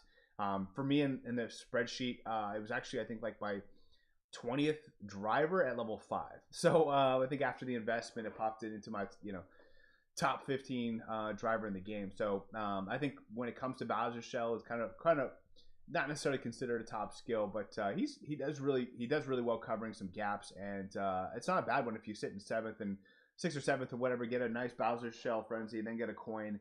Kind of nice just to call it a day after that point. And for me, that's all you need. Moo did get Lakeside Park R, and that's good for me. And obviously Yoshi Kangaroo getting this Lakeside Park T. That's a huge buff for him. It's really a top skill exclusive for him if you're not going into the Bs. So really happy for him. It's nice to see him back. What's your thoughts, Antilev, on the rest of the drivers? Honestly, I think you covered it. Like looking at those buffs, I don't really see anything here that I need to point out that you didn't cover actually. Okay. So we can move on. Maybe I spent a little more too long a time on those drivers, but I always feel like everyone's kind of got an eye on the drivers more than anything else. So definitely wanted to kind of hit on those. There's a lot of dynamics with the Miis and non-Miis and plus skills and original characters and everything going on. So hopefully that kind of hit all the buttons everyone was looking for. As for the carts, we got a number of them with 4 buffs. Blooper Shuttle got the Daisy Cruiser, obviously that ranked track, but got a decent number of other good tracks here between Lakeside Park R and the Daisy Cruiser R. Koopa Troopa Beach 2T is fine, but number 3 cart in the game, it's just been really strong. Again, it's been out for a decent amount of time, and it's up to 37 assumed tracks, 7 cities, and just keeps getting buffs. As compared to the Rainbow Pipe Buggy, kind of came out on that Rainbow Road Tour, that's the Space Tour together. Both of them are doing really well. Rainbow Pipe Buggy, a little bit more of a late bloomer, but coming on really strong right now. Lakeside Park, obviously a ranked track.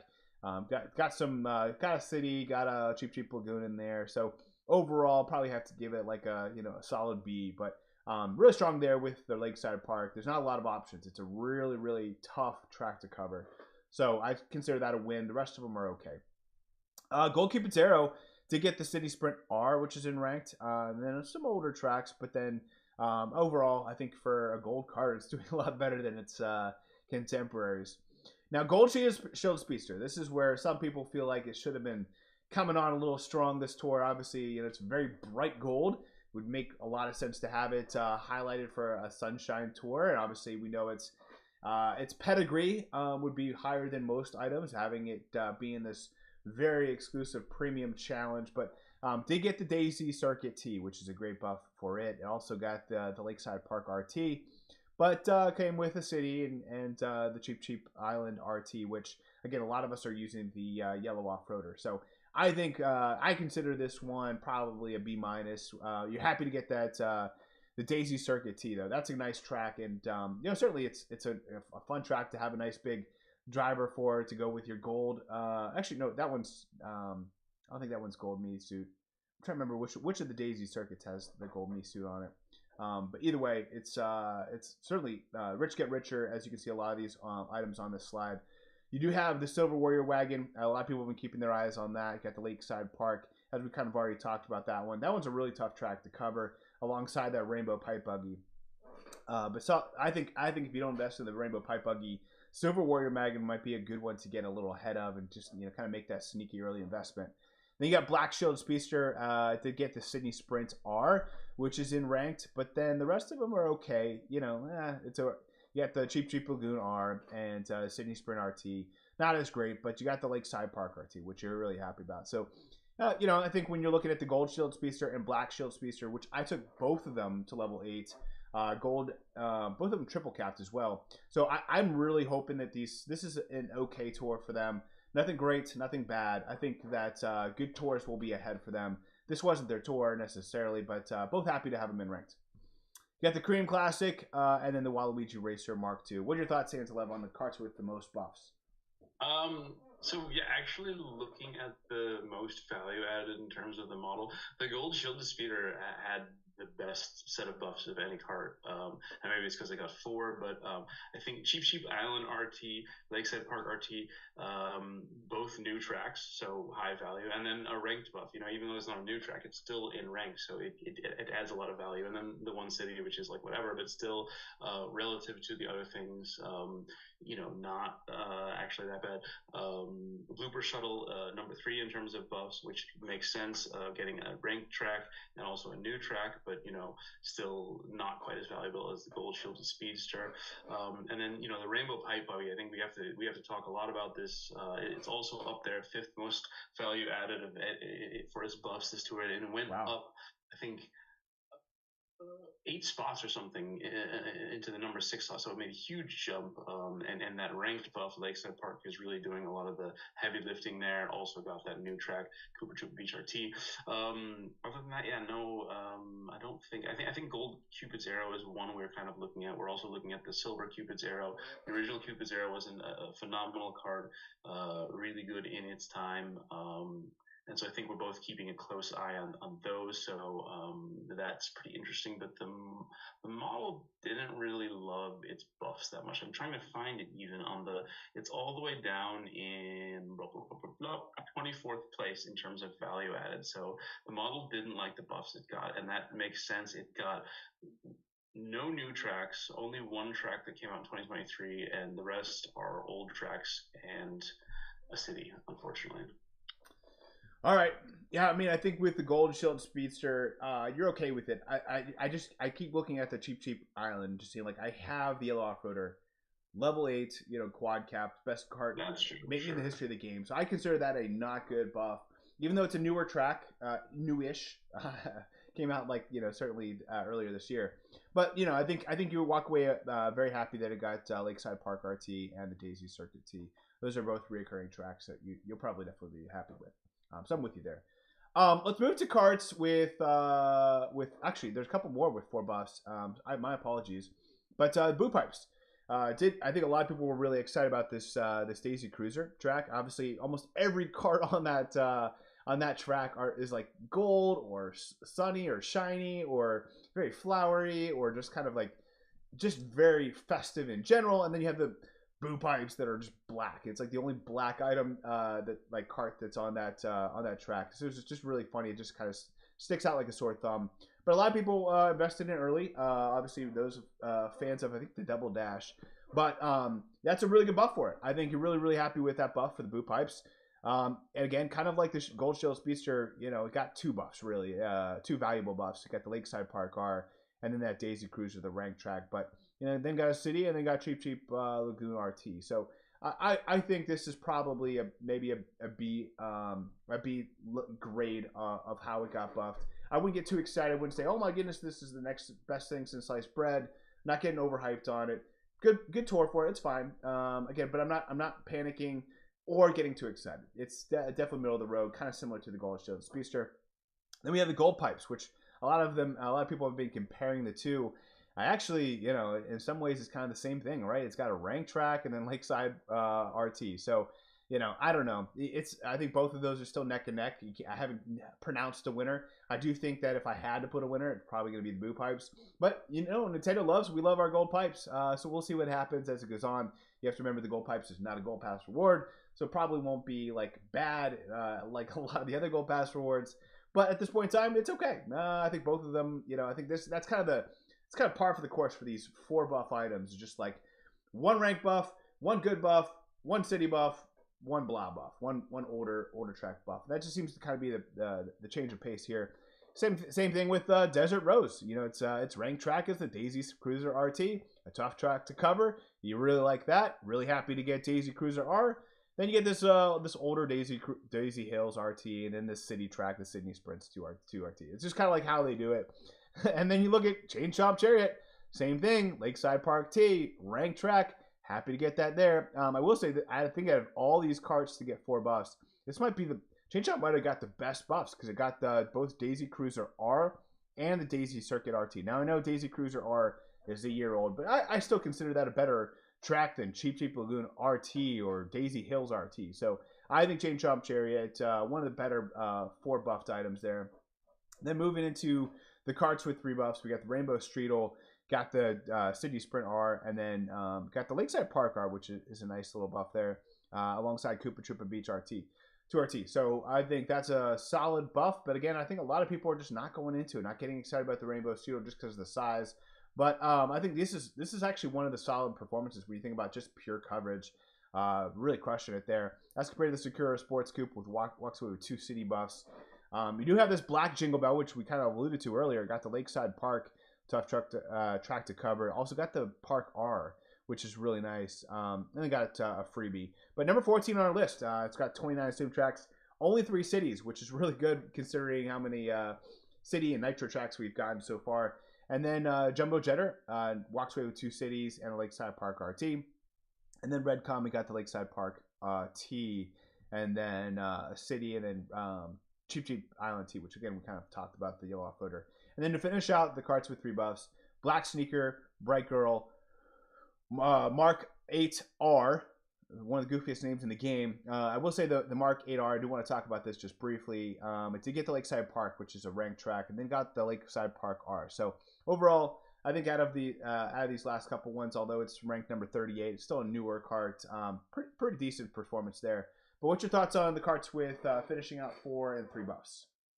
Yeah, so I'm with you. The boo pipes agree. Looking at the model, we expect with 4 buffs it would be do like pretty high up there, but it's only 17th best in added value, and I think it's just because it got 1 new track and 1 ranked track, but still got a city and an older track, so not that interesting. One that I wanted to mention that isn't here is the Fishbone Ferry. That actually got 4 buffs. 2 new tracks, Koopa Troopa Beach 2RT and Lakeside Park, so 1 ranked, 1 not ranked. And then also got Cheap Sheep Lagoon and Cheap Sheep Island RT. That's close to the top of our model. It's the 4th most value added of any item. And keep in mind that those value added is including the hitbox, and Fishbone Ferry has a pretty small hitbox, so the buff quality was actually quite good. The Black Jingle Bell, even though it only had 3 buffs, it's still up there with some of the most value added. Really good buffs, 2 new tracks, 1 which isn't ranked, and also Koopa Troopa Beach 2. I think, as you said, it's got a sneaky one and managed to sneak into our top 15. Doesn't have the greatest hitbox, but you can always have a look if you don't care that much about the hitbox. It's kind of a medium-ish. Other than that, yeah, not really. The Secure Sports Coupe. Again, it has now been in the top 10 for quite a few tours in a row. It's kind of a surprise under the radar one, but it's been around long enough where you don't actually mind a couple of city buffs as long as it gets, and it did get a new track buff in Koopa Troopa Beach 2RT, which is valuable. Unfortunately, it's not a ranked track, but still it's all right. And then you don't mind the 2 cities as kind of a bit of gravy on top of that. Other than that, yeah, no. I mean, Rainbow Streetle, also one that's been around a while and still getting 2 new tracks. Really nice amount of value added for the Rainbow Streetle. Dude, if the Rainbow Streetle had like a large hitbox, we'd be talking about it as the number 1 card in the game. Really, it's kind of like a modern day jukebox buggy. I kind of feel like, Yeah, for sure. We just have so many carts right now. It's just so easy to ignore It's like too many. It's and honestly, we kind of have to pick and choose which one. I mean, honestly, like I'm going all in on these Shield Speedsters, and like that's all I can go into. And I think the Sakura Sports Coupe looks awesome. I don't even think it's like that old. I think it came out like maybe December, early January. So I don't think it's like that old, but just it's the hitbox, man. I can't invest in smaller hitboxes. This one's below my minimum viable hitbox, in my opinion. So yeah, I'm with you there. Let's move forward just based on time. Let's go with the carts with 2 buffs. Blue Crawley, one of the big winners here. Not only did he get a Lakeside Park tee, but also got the Koopa Troopa Beach 2 RT, which is a brand new track. So really very efficient there from the Blue Crawley kart. The rich get richer, no surprise there. That's why it's the #1 kart in the game right now, as you can see. Tycho Drum Dash, by the way, kudos to you, Antilev, on calling that one out. That's a pure product of the Antilev algorithm. And we have Tycho Drum Dasher. We got the Daisy Cruiser RT. Again, one of the toughest tracks to cover this tour. To get the Sydney Sprint, so maybe not as efficient as Blue Crawley, but still pretty big winner there. Rainbow Taxi, although it's in the top 10, got 2 cities. Unfortunate there, but it was doing really well in the top 10. Definitely got a little bump down. Gold Lunar Cruiser got the Daisy Cruiser T, one of the best gold carts in the game. Armored Rider to get the Lakeside Park T. This is where we talk about this cart is beyond old, but still crushing it. Getting 2 buffs and one of them in ranked, and it's the recurring track. Oh yeah, you gotta love that. And then here we go, Pink Comet, my beautiful girl. She's got the Daisy Cruiser RT, by far one of the tougher tracks to cover for these tracks, and then the Koopa Troopa Beach R2 RT. So kind of similar to the Blue Crawley. Definitely a big winner there. Very happy. I hope this emerges as the best Comet of the family. That would be so cool. Again, not something I predicted. I just willed it into existence. Definitely invested in it way too early. It could have totally bit me in the butt, but it looks like it's panning out. Number 15 on our list. Coral Jet Cruiser, an oldie but goodie. Got the Daisy Cruiser RT, no surprise there. But also got the bonus Lakeside Park RT. So huge winner. Both the Coral Jet Cruiser, Blue Crawley, and Pink Comet probably walking away with the best tour for them. Gold Bruiser, which has been one of the better gold items, got the Daisy Cruiser R, which is a nice win there. Silver Cupidero got the Daisy Cruiser RT, the rank track there, and then got a little city gravy on there on top, but very happy with that Daisy Cruiser RT for the Silver Cupidero. A lot of people really like that card. It's number 18 on our list, so still solid for sure. Holiday Speeder, not going to talk about it. Then a couple other carts with 2 buffs. We got the Gold Hop Rod, Silver Flower Cart, Huff and Puffin cart, which did get Egg. They did get the Lakeside Park, and then the Dry Bones Dasher, which is some of the carts with 2 buffs.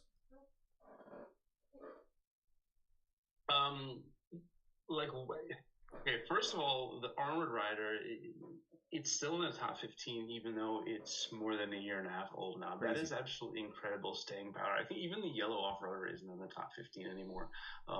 So that is just quite remarkable for such an old cart. And then we really have to talk about the Blue Crawley cart, new #1 with, in terms of, as you said the correct word, which is efficiency, just getting basically 2 amazing buffs. And I want to make it a point here. Nintendo has been doing a really good job of spreading buffs around. We have 487 total buffs this tour, 344 retro, 143 city. No single item got 2 buffs on new rank tracks. Drivers, cars, and gliders, nothing got buffed on any combination of Lakeside Park T, or Daisy Cruiser RT. No item got 2 of those. So getting 1 ranked buff on a new track is basically peak, and then getting another new track is, it's amazing. So yeah, Blue Collar Cart, well deserved, great buffs, and it should be a #1. So it is. Apart from that, the Coral Jet Cruiser actually also really good buffs for an older cart that had its time in the top 10. And then Silver Cupid's Arrow, this one is really trending right now. Even though one of them is a city, it did get that good rank buff. Daisy Cruiser RT, brutal track to cover. So that's a really good one. You can look at it as even sort of 1 buff, but like a super quality buff. Other than that, yeah, nothing really to mention. I'll let you talk about the Pink Comet yourself. It did get great buffs, but I'll leave that one to you because that's your baby. Yeah, man. Like I said, I love it. There is going to be 1 Comet that emerges above the rest, and I hope it's the pink one for sure. It's the highest rated Comet at the moment. It's not like super high. It's 15th, so crack the top 15. But the next one after that is the Red Comet, which is in 23rd. So it's absolutely performing the best of the comic cards. Let's go pink, baby. Carts with one buff. You get a couple meta carts. Just walk away very happy with a new track that will be reoccurring. Both the Blazing Eagle got the Lakeside Park R, and Moo Off-Roader got Lakeside Park RT. Now, Moo Off-Roader, it's been a while since we've seen it in ranked, but it does get these reoccurring tracks, which you do get excited about. One of the reasons, like for instance, last year, Daisy Tide Dress got a lot of great buffs that were not in ranked. And we just kept saying, like, these are really sneaky buffs that are going to pay out. And I think that's been the case with Moo Off-Roader. Yeah, maybe it hasn't been in ranked, but these are reoccurring tracks. If you're, if you're trying to put a ticket on something in the future, reoccurring tracks are the way to do it. So I think the bright, I think it's still got a bright future. Both Blazing Eagle and Moo Off-Roader, two are still pretty safe investments in general. Yeah, Nap mentions Yellow Off-Roader fell to number 31 on the ranking. So yeah, nice to see Armored Rider being locking down its top 15 for probably for the rest of existence.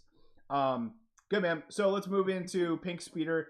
Did get the Daisy Cruiser RT, one of the sneakiest carts in the game. No one's talking about it, but just having a great year for the Pink Speeder. Very efficient buff here on a tough track to cover. Go Bolt Blaster to get the Koopa Troopa Beach 2 RT. Swift, the Taylor Swift get this Lakeside Park. We kind of talked about that briefly. I think it definitely pales in comparison to the Blazing Eagle, but this is a great tour for the Taylor Swift. Then we get the Lightning Streamliner, Antel's favorite cart in the game, Lakeside Park T. Huge buff for the Lightning McQueen. Nice rank track there, and 31 assume tracks, 10 cities. Got a battle track in there. Man, what more do you want other than maybe a slightly bigger hitbox? But that's okay. We can still make some love for it. I'm using that track for a boomerang driver, so I'm cool. Doesn't even matter that much, right? Doesn't matter, man. Doesn't matter. We got the Flaming Speeder, got the Lakeside Park. Good buff for that, but not necessarily making a huge splash in the meta. And then Tropical Truck, I think one of the most ranked efficient carts in the game this year, in my opinion. Got the Lakeside Park RT. Again, it hasn't been like crazy in the meta, but it just seems like every single tour it's in ranked. I don't know what else. I mean, it's nothing. It's just you gotta love it. I don't know. It's like to me, it's like I wish the algorithm had more love for it, but it does have a smaller hitbox for most of the players in their opinion. And then last but not least, the Goo Goo Black did get the Sydney Sprint R, which is in ranked. So there you go. Those are all the remaining cards with the buffs. Antilev, what's your thoughts? I think you said it. I just take one aside. The Purple Dozer has been an incredible disappointment. I was so excited when it came out because it looks so good, and the Dozers have been good, but it's just been crap. Okay, that's all. All right, yeah, there you go. Just the shaming of the Purple Dozer. Yeah, no, I was a big Dozer fan. I actually wanted to invest in this one, but yeah, it's been a little lackluster. Number 32 on the list, so it could be worse, but I think you were hoping more for such a beautiful looking Dozer. Probably the best looking Dozer. Other than maybe Pink is better. I'll give Pink the win on that, but it's arguable. Guys with 4 buffs, we got 8. We got at the top of the list, Wonderful Diamond. Rich get richer here, guys. Lakeside Park T, ranked track, and then did get the Koopa Troopa Beach 2R, which is a 2020 track, and then 2 cities. So Wonderful Diamond, I gotta give this maybe a C+. I'm really happy about the Lakeside Park T, but I'm not happy about the other 3. Overall, though, it's gravy on top. This thing is already doing really well in the meta. 34 assumed tracks, 9 cities. Really happy there. Nabbit Parachute. Got the Daisy Cruiser track, which is in ranked, 2 cities, and a Cheap Lagoon T. So kind of similar buffing of the Wonderful Diamond. It's actually kind of eerily similar. Then we have the Red Checkered Glider. Did get the Lakeside Park, and some okay tracks. Man, it's like almost a lot of these gliders with 4 buffs. You just get like one good track, and that's about it. And some of these you're not even getting that one good track. I mean, Gold Candlelight Flight not in ranked at all. I will say the Mario Bros. Parafoil, have to throw some love for this. Got the Lakeside Park T, and then also got the Daisy Cruiser T. Yeah, I don't know. We're still kind of waiting to see how that one will turn out. I'm a fanboy of the old school Mario, so I really hope that one pans out. But this is not necessarily the best tour for it. I give that one probably B-. Wiggler Parachute did get the Lakeside Park. Really happy about that. Some others less notable. Mosaic Starshoot, Antilev, one of your favorite newer gliders there. A decent one. It's got the Daisy Circuit T, and then also a nice little bonus Lakeside Park RT. Not in ranked necessarily, but it's a reoccurring track. Got better buffs than some of the other ones I just mentioned. And then the Gold Piranha Plant Balloons did get the Sydney Sprint R, but they walk away with the Daisy Circuit and a Lakeside Park R, which honestly I would rather have that than some of the other ones like as the Purple Diamond or Nabbit Parachute. But those are the gliders with four buffs. What's your thoughts? Yeah, so like as you said, the Wonderful Diamond, it's really like one buff. That's kind of disappointing. Looking at these, the red checkered, the model really likes a red checkered glider. The buffs it got and the Wiggler parachute, actually the most value added of, even though it only got one ranked buff. Again, as we said, there's no items which got 2 rank buffs on new tracks, but it did get 2 new tracks, one which isn't ranked, and then one older track and 1 recent track. So value wise, Wiggler Parachute had the most value added, and then one that's not on here, the Red Emblem, also 4 buffs, got Cheap Island RT, Daisy Cruiser RT, Lakeside Park RT, and Sydney Sprint 2R. So 1 city, but 2 new tracks. One which isn't ranked, it's that Daisy Cruiser RT, which is so hard to cover. I mean, then Cheap Island RT, which is also a 2023 track. And beyond that, the Mario Brothers Parafoil, the model really likes its buffs, and it's number 9 in terms of value added. And that's really it. Yeah. Okay, good. So let's move into the rest of the gliders here, and we'll kind of pick up the pace a little bit. 8-Bit Goomba finally got some action, man. It was kind of having a little bit of last couple tours have been a little suspect for sure, but it did get Lakeside Park, which we're really happy about. And then you got the Koopa Troopa Beach 2 RT, which we're really glad. So it did break the top 10. Congratulations to the 8-Bit Goomba fans. The gold 8-bit glider did get the Daisy Cruiser, which is in ranked. You got the Parapanini, which we kind of talked about earlier. Huge tour this tour, a big winner for all, really, like compared to all the other gliders. I mean, some of those gliders with 4 buffs just were little like cringeworthy. But this one got Lakeside Park, which is in ranked, Lakeside Park RT, and Koopa Troopa Beach 2 RT. So all 3 tracks brand new, and one of them in ranked, and they're all reoccurring. Like that's exactly what you want for any buffing cycle. So huge win for the Parapanini, and that's why it jumped up so high in the algorithm. I know it's only number 17 on our list, but I think it went up like 12 spots. So that's one of the reasons why we highlight it on the Spotlight Shop. Gold Meteors, not in ranked. Nothing really too notable other than the Lakeside Park R. Pink Checkered Glider to get the Daisy Circuit RT. Glittering Glider did get the Daisy Cruiser RT, but then paired with 2 cities. So anything you want to mention about these, Antilev? Yeah, the model really likes Parapanini and 8-Bit Goomba buffs. And with good reason. Parapanini, all new track, 3 buffs, all new tracks, only 1 rank, but again, they're saying you're not getting multiple new tracks and ranks for any item, so that is about as good as it gets. 8-Bit Goomba as well. You got that Cheap Lagoon R, which is like a little bit less valuable, but it does 2 new tracks, including 1 rank buff. It's great. Pink Checkered Glider, it's one of the options on Daisy Cruiser RT, which is so hard to cover. I know a lot of people don't even have a top shelf there.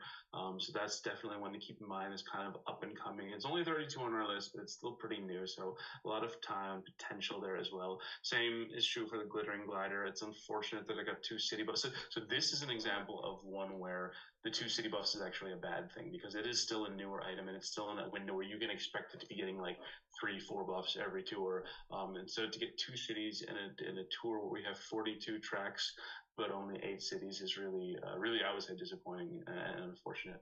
Other than that, yeah, nothing really else to say. We can move on. All right, that's 2 buffs. We got the 8-bit Super Glider, really just absolutely insane. It just like continues to get all the good buffs. And again, that's kind of like, the 8-bit family is the best family in the game. It looks like just absolutely crushing it. Gold Hard Hat did get the Lakeside Park T, and also the brand new Koopa Troopa Beach 2 RT. So finally coming on strong there from the Gold Hard Hat at number 7. 8-bit Block Glider got the Lakeside Park, the rank track. but did get a 2020 track. So I think when you're comparing that and the Goomba, both of them had pretty good tours. Both of them, above average, probably A- for both. Festive Holly, nothing in ranked. This one was, I think a lot of people were really excited about it coming along. And it was having a good tour or two there. Starting to fall off a little bit. We'll see what happens. Sakura Origami Glider, Lakeside Park RT, huge win there. Lava Rocks, 2 Lakeside Parks, both regular and RT. Huge win there for that. This has been, summer of the Lava Rocks. They've been, it's a year old, and it had a rough patch there, but it is doing really, really well, and really strong glider for a lot of accounts. Fuzzy Kite has the Lakeside Park, the ranked track, and then Daisy Cruiser T. So, I think those are 2 solid buffs there. And that's, I think, one of the reasons why we saw jump up a little bit in the algorithm. Rainbow Fair Flyer got the Lakeside Park T, which is in ranked. Gold Boo Masks, Lakeside Park R. Really happy about that. Smiley Flower Glider got the Lakeside Park RT. It's not in ranked, but it's a recurring track. Again, this isn't. I think that's one of the reasons why I was, pumping the brakes on getting too excited for the Smiley Flower Glider. But Yoshi's Cookies did get the Daisy Cruiser RT, which is a tough track to cover, and a city track. But there we go. That's kind of all I'll talk about for the gliders with 2 buffs. And just for sake of time, I'll talk about the gliders with 1 buff, and then you can comment on both. We do have the wonderful Garnet, a very efficient Daisy Cruiser, ranked track, #1 glider in the game. It's really crazy how these 2 gems have just been absolutely crushing the meta. Yellow Hard Hat Balloon got the Lakeside Park RT, not in ranked, but certainly a strong track to get. Tropical Balloons got the Lakeside Park ranked track. Very happy about that as well. But there you go. Origami Glider did get the Lakeside Park T. So between these 2 slides, gliders with 2 buffs and 1. What's your thoughts? No, I think you nailed it. Ones I've been keeping my eye on. Yoshi's Cookies a bit. It's a pretty good one right now. And got the ranked buffed. Lava Rocks, as you said. I don't have anything else to say except for repeating what you said. So okay. I think on this one you nailed it. All right, yeah. I mean, again, Smiley Glider, Yoshi Cookies, they've been coming on, but I don't think this is a great tour for them. It's above average, but not great. So we'll see what happens next tour. They're still young. Anything could happen. They look awesome. I love the look of them. So I hope they do pan out. Nothing too crazy changing in the top 10. We'll go through these, but ultimately, you shout out to Alberto. Lost his power, still came through to get this for you in time. Love you, Alberto. Thank you so much. But then we have the top 10 drivers. So anyone new to the channel, the way we lay this out is we have a top 10 drivers. They go up, they go down based on the algorithm.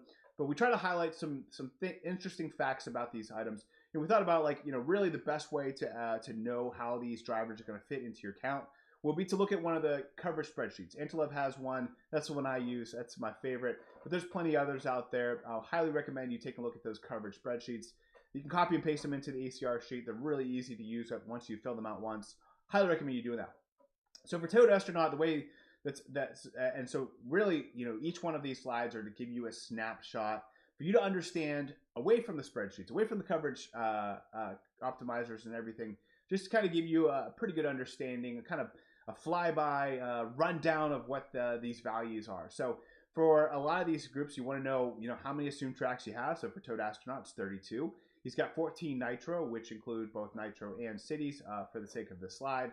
But then also tracks left to see. This is important as more of a tiebreaker. So if you have one newer items tend to still get a little bit, more buffs, especially for ranked, than older items. And so you kind of want to, this is more of a tiebreaker. If all things equal, you might want to have a newer item.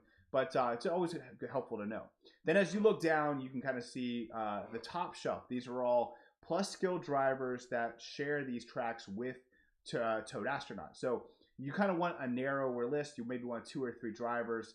There's a couple of these tracks where you see one driver and you're like, this is a great buff. So for Toad Astronaut, you can kind of take a look at those, see what other top skills are on those tracks. Very helpful if you want to take a look and zoom in. All these slides are on will be on Reddit by at least by tomorrow. So if you want to take a look at these and zoom in, feel free to do so there.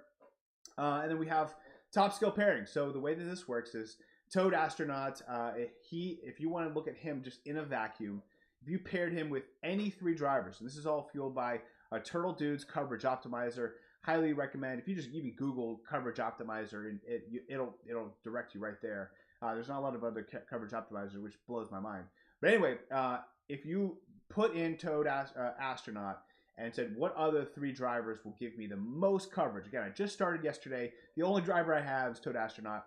If you paired him with Daisy Tidress, White Tanuki Mario, and Gold PD Piranha, those 4 drivers would cover 122 of the 326 tracks that are reoccurring. So this is really, really helpful. The pairing of these 3 drivers paired with Toad Astronaut adds 91 tracks to Toad Astronaut's 32 assumed tracks. So that's pretty good. I think when you're thinking about 326 tracks, basically a third of them could be covered with these 4 drivers.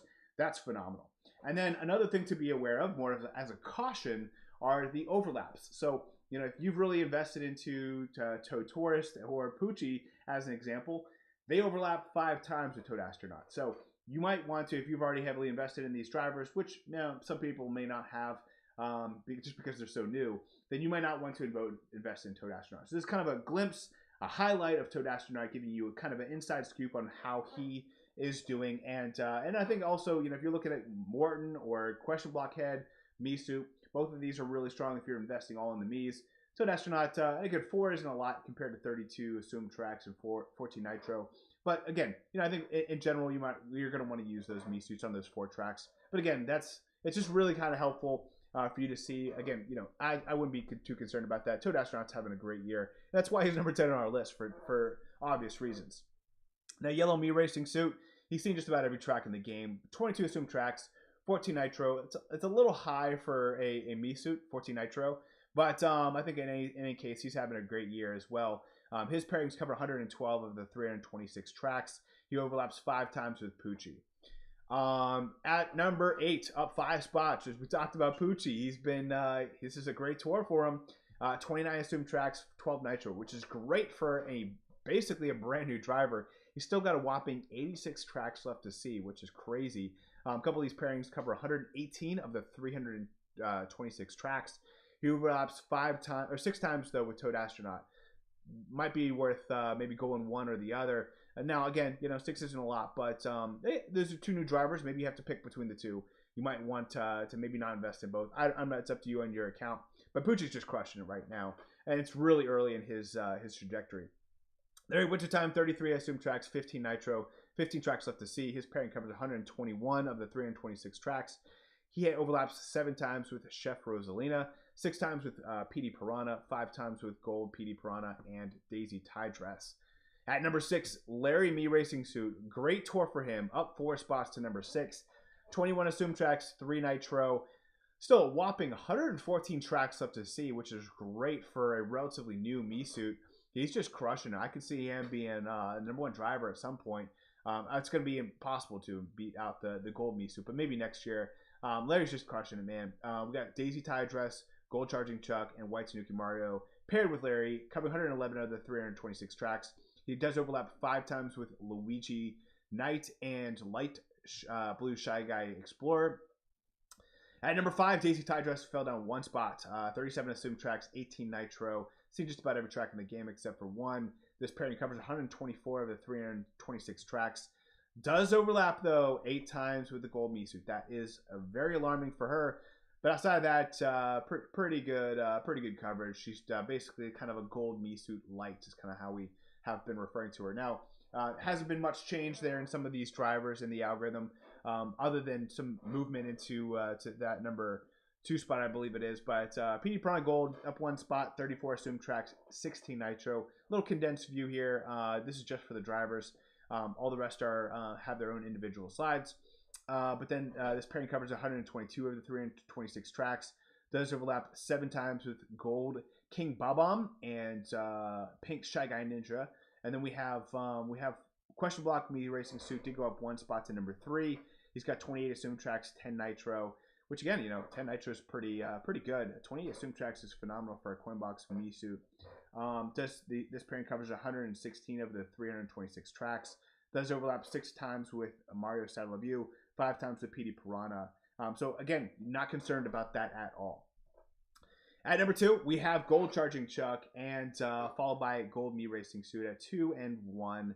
Both of these are basically the respected top non-plus skill me. I'm sorry, non-me and top me and top driver in the game. So starting at Gold Charging Chuck, he's got 35 assumed tracks, 17 nitro. This pairing covers 124 of the 326 tracks. Top overlap 6 times with Gold Yoshi, Gold something. We got Luigi Knight and and regular Charging Chuck. And then we have Gold Me Racing Suit, 34 assumed tracks, 17 nitro. Just having a phenomenal year. Again, for a Me suit having 34 assumed tracks, that is absolutely insane. His pairing kind of unique with Toad Astronaut in there and Larry Wintertime, covering 120 of the 326 tracks. As we talked about, it does overlap a lot with Daisy Tie Dress 8 specifically. So there you go. That's our top 10. To round out the top 15, we got Petey Piranha Me Racing Suit at 11, Mario King at 12, Petey Piranha Me Racing Suit at 13. Sorry, Piranha Plant Me Racing Suit at 13, White Tanuki Mario at 14, Light Blue Shy Guy Explorer at 15. So that's our top 15. What's your thoughts, Antilev? I think you got to say the big stories here are Poshi and Larry Me. Even in the top 15, there isn't such a jump or like value added. So yeah, with those buffs, well deserved. I think it's really a surprise that Poshi is doing as well as he is. So a lot of respect to all the people that believes in him from the start and invested in him early. I like it, my man. Let's move to karts. We got the Secure Sports Coupe. We talked about that briefly. 27 assumed tracks, 13 nitro. Still a decent number of tracks, 62 specifically, which is good. Really, anything over 50 is kind of where I start to get a little excited. So if you have to invest in early, still pretty good. We have 115 of the 326 tracks covered with these pairings. For overlap, though, 5 times with the Jumbo Jetter and 4 times with the Warrior Wagon. At number 9, we get the Rainbow Taxi, 32 assumed tracks, 13 nitro, 20 tracks left to see.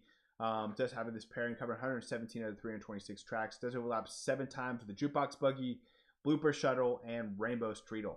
Definitely worth note of there, for at least for the Blooper Shuttle, if you have to kind of pick between those two. Then we have the Rainbow Streetles we just talked about. Went up 3 spots to number 8. Coverage, like absolutely insane coverage here. 32 assumed tracks, 8 nitro. Still 26 tracks left to see, which is good. This pairing covers 114 of the 326 tracks. As you see, Armored Rider still a strong card across the board, almost in every situation. Then you have the Rainbow Taxi, 7 overlaps with it, which isn't too crazy. Tycho, Drum Dasher, overlap 6 times. Pink Speeder, 5 times. Blazing Eagle, and Moo Off-Roader. So those last 4 I mentioned, worth noting. Again, not a huge number, but those are some meta cards for sure that are definitely larger. Tycho, Drum Dasher up 1 spot. 2 number 7 on our list, 28 assumed tracks, 10 nitros, still a whopping 62 tracks left to see. So definitely a good early investment. These pairing cover 116 of the 326 tracks. Does overlap 6 times with the Rainbow Streetle, 5 times with the Flowery Badwagon, and the Blooper Shuttle. Some of those cards a little bigger than it, but definitely bigger than the Rainbow Streetle. Rainbow Pipe Buggy, this is the one we've been hyped up for this tour. Up 8 spots to number 6. 29 assumed tracks, 7 nitros, still 54 tracks left to see. Doing really good this tour. I invested in it. Antilev's pretty hyped on it as well. These pairings cover 113 out of the 326 tracks. Those overlap 6 times with the prop Kart, 5 times with the Blooper Shuttle, and 4 times with the Blazing Eagle. I have not invested into the Blooper Shuttle, but Blazing Eagle 4 times, not too worried about it compared to the 29 and 7. At number 5, Pink Speeder, one of the sleepers of the year. 30 assumed tracks, 17 nitro, still 5 tracks left to see. It's pretty much done. 119 of the 326 tracks for this pairing. Does overlap 6 times with the Red Off-Roader and the Bright Girl, I think it's what it's called. 5 times with the Blazing Eagle and Camo Tanuki Kart and Red Comet. At number 4, down 1 spot, Moo Off-Roader, 31 assumed tracks, 12 nitro, basically seen every track in the game. This pairing covers 118 of the 326 tracks. Does overlap 7 times with 2 carts you don't need to know about. 5 times with 2 carts, well, Rainbow Streetle and the Warrior Wagon. But 4 times, this is kind of alarming. This is a little alarming for myself, who's invested in both the Moo Off-Roader and the Black Shield Speedster. But 4 times with that Black Shield Speedster, which I think are 2 awesome looking carts, both the Moo Off-Roader and the Black Shield Speedster. At number 3, Blooper Shuttle, really safe investment. Still 26 tracks left to see, paired with its 33 assumed tracks, 11 nitro. Strong. If you want to invest in something, this one's still really strong. I don't know why more people haven't been talking about it. It looks pretty cool. handles fine. A little different, but this pairing covers 118 to 30, 326 tracks. Does overlap 5 times with the Blazing Eagle and the Tycho Dumb Drasher and the Armored Rider. Maybe that's why some people are a little more hesitant, but 5 is not a big deal. Rainbow Taxi, though, does overlap with it 7 times, which that's concerning. I probably would stay away from the Rainbow Taxi, unfortunately. We do have the Blazing Eagle. Down 1 spot, 29 assumed tracks, 21 nitro. Seen just about every track in the games. Everything else is gravy from here on out. 117 of the 326 tracks for these 2 pairings, which you do see in the Rainbow Taxi in there. Rainbow Taxi is just a very polarizing kart, is what I've realized from this rundown. Overlap 5 times, though, with the Red Off-Roader, Pink Speeder, and the Gold Lunar Cruiser, and 6 times with that Blooper Shuttle. And then the new #1 kart in the game, the Blue Crawly Kart. Very efficient this tour. Absolutely knocked it out the park. 28 assumed tracks, 11 nitro. Still 36 tracks left to see. I was surprised to see that number. This pairing covers 116 and 326 tracks. What is a little bit alarming is that it has 8 overlap with the Armored Rider. Armored Rider, obviously, as we've talked about a lot, a really strong kart. And then 6 times with the Shield Speedster, which I'm definitely, that's definitely alarming to me. And probably the #1 reason why I have not invested in the Blue Crawly kart. But I mean, again, don't take my word for it. Obviously, it's the #1 kart in the game. If you have to invest in anything right now, probably the safest investment at this point. That's our top 10. To round out the top 15, Gold Lunar Cruiser at 11, Camo Tanuki Kart at 12, Armored Rider at 13, Black Jingle Bell at 14, Blink Comet at 15. Those last 2 we've been kind of hyping up a lot this tour, number 14 and 15. But Antilev, what's your thoughts on the top 15 karts right now? So Blazing Eagle was #1 for a long time, had a really good run. It just barely fell out of the #1 spot. If you look at the raw scores underneath there, Blue Crawly Kart's at 100, Blazing Eagle at 99.49. The other story here is Blooper Shuttle. It only went up 1 spot, but in value terms, it went up like almost 10 points. So it's actually getting up there close to #1. Obviously, Rainbow Pipe Buggy is a big story, going up 8 spots, and Rainbow Streetle hopping back into the top 10. Other than that, no, that's it. Yeah, Pepper Rabbit makes a good comment. So you saw a lot of those items just had 1 remaining track left to see. That is the Frappe Snowland RT. Yes, which is now the longest not seen kart. So here's the longest track that we have yet to see. So fun one there. I'm sure we'll see Bowser's Castle 2RT anymore. Yeah, I know that thanks to that Bowser's tour. Yeah, it was really nice that came back because that was the lingering one for a while. And so some other comments I'm seeing out here. I already noticed that certainly the Black Shielded Speedster overlapping 4 times already is kind of alarming for that one. Which one was it? Sorry, I just read that. Oh, I see Wootmoo. What's going on, Wootmoo? How are you doing, man? Good. So let's move to gliders just for sake of time. We're already at 2 hours here. 8-bit block glider at number 10, up 6 spots.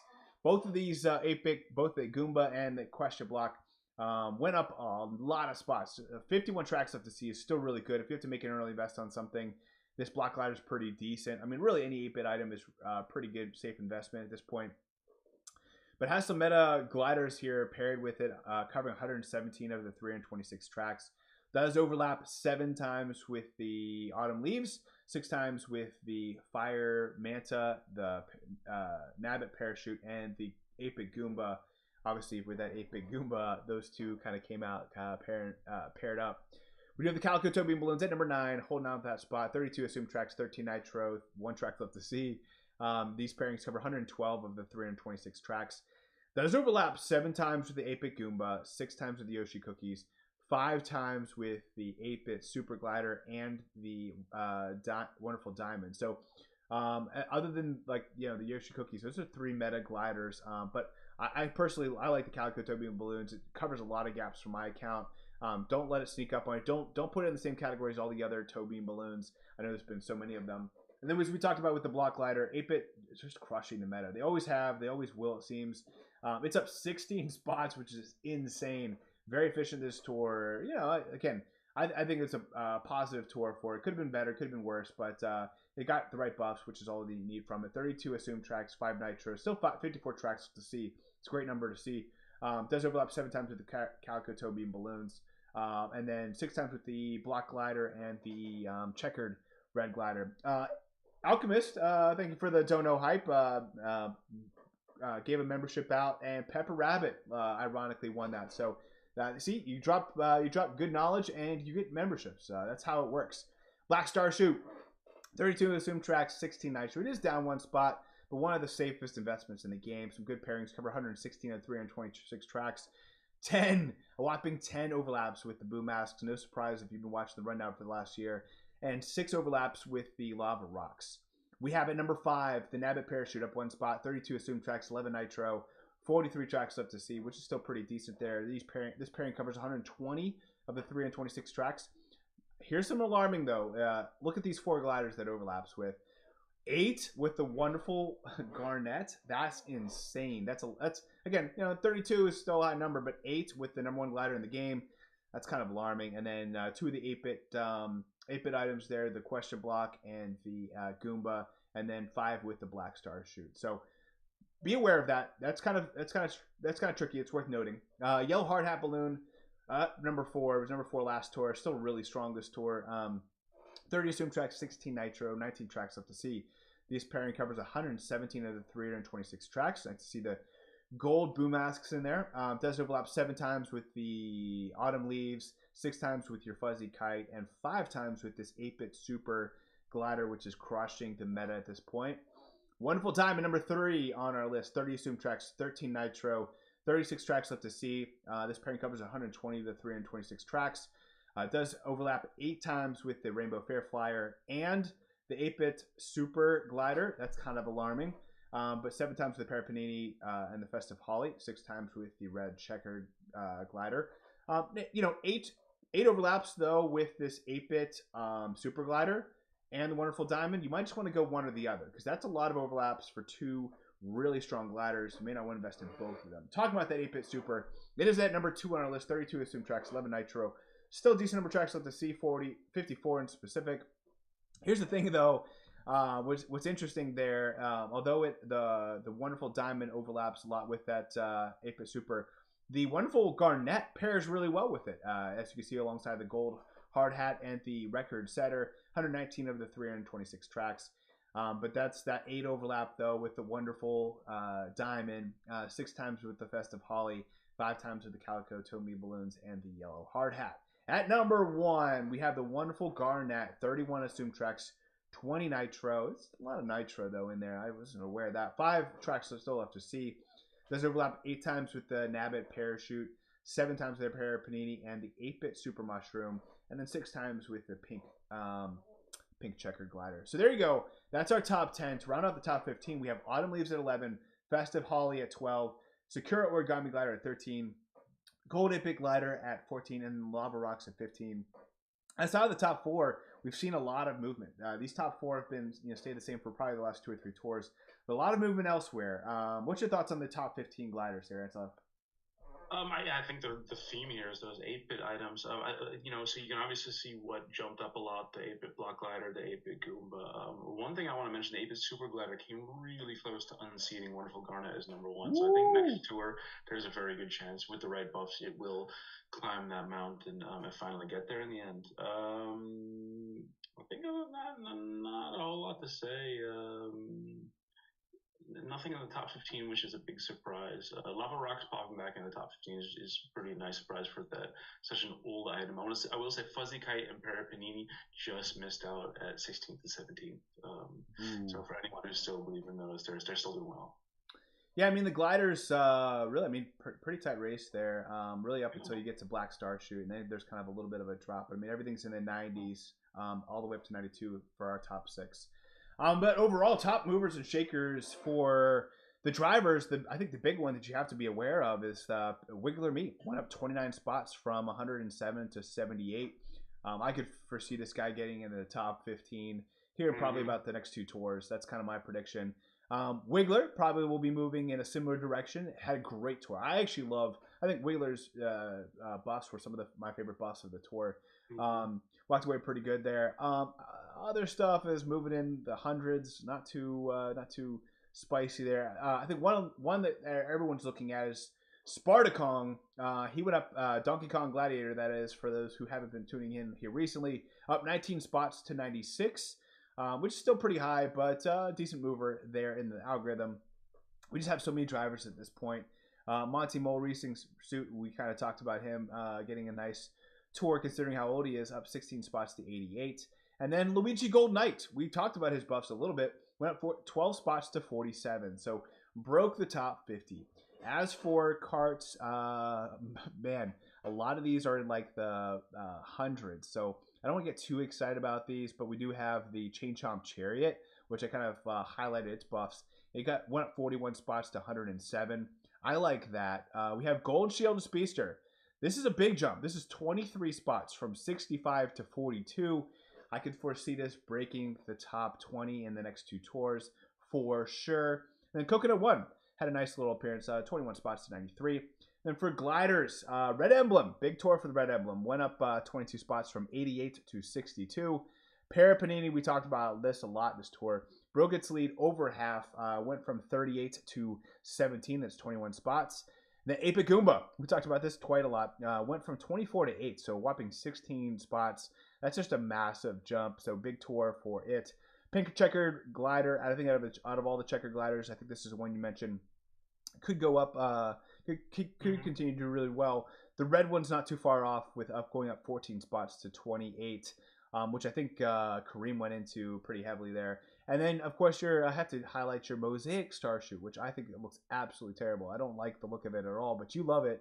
Went up 14 spots. You're gonna emphasize that in every single rundown. Every rundown, man. If you can count on one thing, it's the Gold Me Suit is going to get a ranked buff, or at least being ranked. And I'm going to mention the Mosaic Starshoot. Just looks like just a hot flaming pile of garbage. We got again, sorry if you like that glider. I just think it looks kind of gaudy. For the Sunshine Tour, here are the 2 ranked cups. You're already well aware of this: the Daisy Cup and the Toadette Cup. For Daisy Cruiser, it's well aware that it's helpful to be aware that Fire Manta and also Mario's Hat Balloon both unlock at level 6 on this track. Both of those have been pretty strong in the meta over the last 6 to 9 months. And I don't think you're worried too much about Toadette Sailor, but that does unlock at level 8. Again, that's pretty high for my blood for a non-plus skill, or me for that sake. City Sprint R, you got the Sky Blue B Dasher Mark II, level 6 unlock. So if you went into those Mark IIs, this is probably my highest Mark II. I don't think I'm using it on this track. Maybe I am, but alongside Mario Tuxedo, that's a pretty decent hitbox to go with that coin box driver. So that's really, really helpful. And then Lakeside Park, nothing unlocks. As for week 2, we got Daisy Circuit T. You have the Yoshi, Yellow Yoshi. This is actually really, really helpful. So at level 6, it has this track unlocked, which again, if you haven't hit tier 80 and you still kind of lacking a top skill, you might just want to go into the super and take it all the way up. I think mentioned earlier, I forget who mentioned it. My apologies, but it might have been G Siegel had mentioned one of the Birdos have that track as well. So just be aware of that. You also have the brand new blue sub scooter. You could take it to level 6 and have that unlocked. And you also have the Cupid's Arrow, a fan favorite, level 8 unlock, which usually I don't get too hyped about level 8 unlocks, but this is actually one that big fans of this Silver Cupid's Arrow might take it all the way up to level 8. Might be worth it for you if you want to win ranked on, I think is it driver ticket week next week, right? So that's a pretty important one. Blue sub scooter does get this level 8 unlock for this Daisy Cruiser RT. Don't have the name on there, but yeah, that's what that looks like. And then nothing unlocked for Lakeside Park T. Now I will say this Daisy Cruiser RT is one of the toughest to cover. So I think a lot of people have been looking at this Wavy Great Sale for a level 6 unlock. It's definitely a strong one there. Oh, and thank you, Alchemist. Gifted a membership. Let's see who that goes to. And that goes to Alexa. Alexa V, how are you doing? Hope you're doing well. Congratulations on your gifted membership there. And then we have multiple ranked items. We have Daisy Sailor used, and Toadette Me, and Toadette Sailor. All 3 drivers you may not need to use for ranked, but all 3 of them level 6. Used 3 times for ranked. You have Daisy Swimwear used twice. Gold. Cheap Me, Daisy Me, Blue Me, Waluigi Me, and Yoshi, Yellow Yoshi. Those are, man, 5 drivers you may not be thinking about using 2 times for ranked. Certainly no plus skills in there, but hey, man, This is a tough tour for ranked. I feel like this is one of the tougher tours for ranked in general, especially week 2. I think week 2 is one of the toughest for sure. I mean, I'm one of the highest on my friends list. I think I have 162,000 points. I might be able to get 170 by the end of the tour, and that's not a lot. I mean, we've had last couple tours we've been breaking 200,000, so definitely a little lower score tour. I think it's because the action counts for a lot of these tracks are a little lower than some of the other ones, even with RTs in there. It's just a little tougher. As for karts, we get the blue sub scooter used 3 times thanks to a level 6 and a level 8 unlock. So if you need to win ranked, again, we just got super stuff, we can win a rank. So it's not like a must win. It's not like we have a me suit dangling out there or a gold Luigi Knight. So, these aren't must wins, but if you're trying to get to tier 99, you're trying to get to tier 80, this blue sub scooter might help you. It's used 3 times across the 2 weeks. Green B-Dasher Mark II. It's like probably the lowest of all the Mark IIs in my account. Used 2 times. Silver Cupidero. Thanks to that level 8 unlock. Used twice. And then Yellow Turbo Yoshi. If you get it in week 1, you can use it 2 times. And then Gliders. This wavy, great sale. One of the sneakiest. If you want to go all in on this bad boy, you can use it 3 times thanks to that level 6 unlock, which is, level 6 is doable. Level 8 might be a little tough for a brand new. You have to be sitting on a lot of tickets, but for a level 6, that's pretty good. And then Tropical Balloons. I love this glider. You straight up 2 times. You gotta love that. Anything you want to add, Antilev, about ranked? No, just good luck. For all cup ranking, a lot of daisies on the list, as you could probably imagine, as we got Sunshine Tour with a lot of daisy stuff, Daisy Cruiser, Daisy Circuit, etc.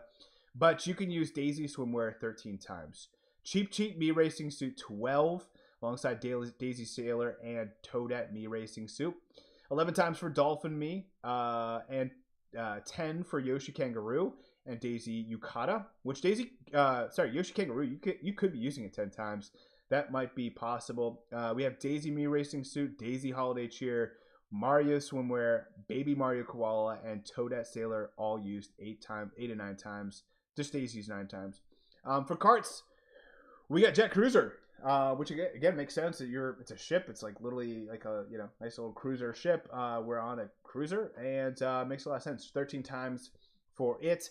Sky Blue, obviously Sunshine. Sky Blue makes a lot of sense. That is that alongside Sunny Surf Sailor, and Gold Driver and Yellow Submarine, the sub scooter, and the blue sub scooter, all used 11 times. So that's awesome for those karts. Obviously makes sense. It kind of fits that sun theme. 10 times for the Green B-Dasher Mark II, Cheap Cheap Snorkel, and Coral Jet Cruiser used 9 times. Yellow Off-Roader used 8 times, probably thanks to those Cheap Cheap Islands. Love the fact that it has all 4. Coconut One and Watermelon Carts used 8 times. So love that. And then for gliders, we got the Sunny Surf Master 12 times. Ship's Wheel, Jelly Shoot, Wavy Great Sail used 11 times. Starry Great Sail, Polka Dot Manta Glider used 10. Home Field Glider, that one's a little odd. That one doesn't, I guess maybe summertime baseball makes a little bit of sense. Used 9 times. They got some Mantas used 8 times, both regular and fire, alongside Surfmaster 8 times. So there you go. Those are the All Cup ranking MVPs. Anything you want to add there, Antilev? No, it's nice that we have an All Cup ranking, which is a little bit lower scoring. Last tour was just brutal. Yeah, that was brutal for sure. Well, thank you guys. We are at the end of the episode of the rundown. Thanks for joining us. So overall, as we look back on this tour, this is a relaxing tour. It's nice to see some tracks come back. It's nice to, and maybe not some for some of these like Cheap Cheap Lagoon, but I'm excited to take my Larry Me out there and see if I get at least over 200 actions. I think it's definitely a much more fun track than it was before, using Funky or whatever I was using. But yeah, it's a relaxing tour. I like a lot of the new items. Certainly, I think some of the buffs were hit or miss. We got some old ones mixed in there, some cities mixed in there. Personally, I'm just relaxing. It's just a fun tour to enjoy. Like ranked isn't like must wins. You can kind of pool grind and have some fun. But overall, I think this is a relaxing tour. Hopefully, you guys are enjoying it as well. Ansel, what would you like to say as we wrap up the episode? No, I'm just thoroughly enjoying it. It's like a super cool, relaxing. I think relaxing is the correct word. I really bothers me when people call this a filler tour, because we got 6 new tracks, a new retro, which is amazing, and 2 like really cool RTs. People, that just because we don't get a new ult every tour doesn't mean it's a filler tour. Sorry. I didn't say the word. I have not said the word that rhymes with Biller this entire episode. So I just want to pat myself on the back because it's a little.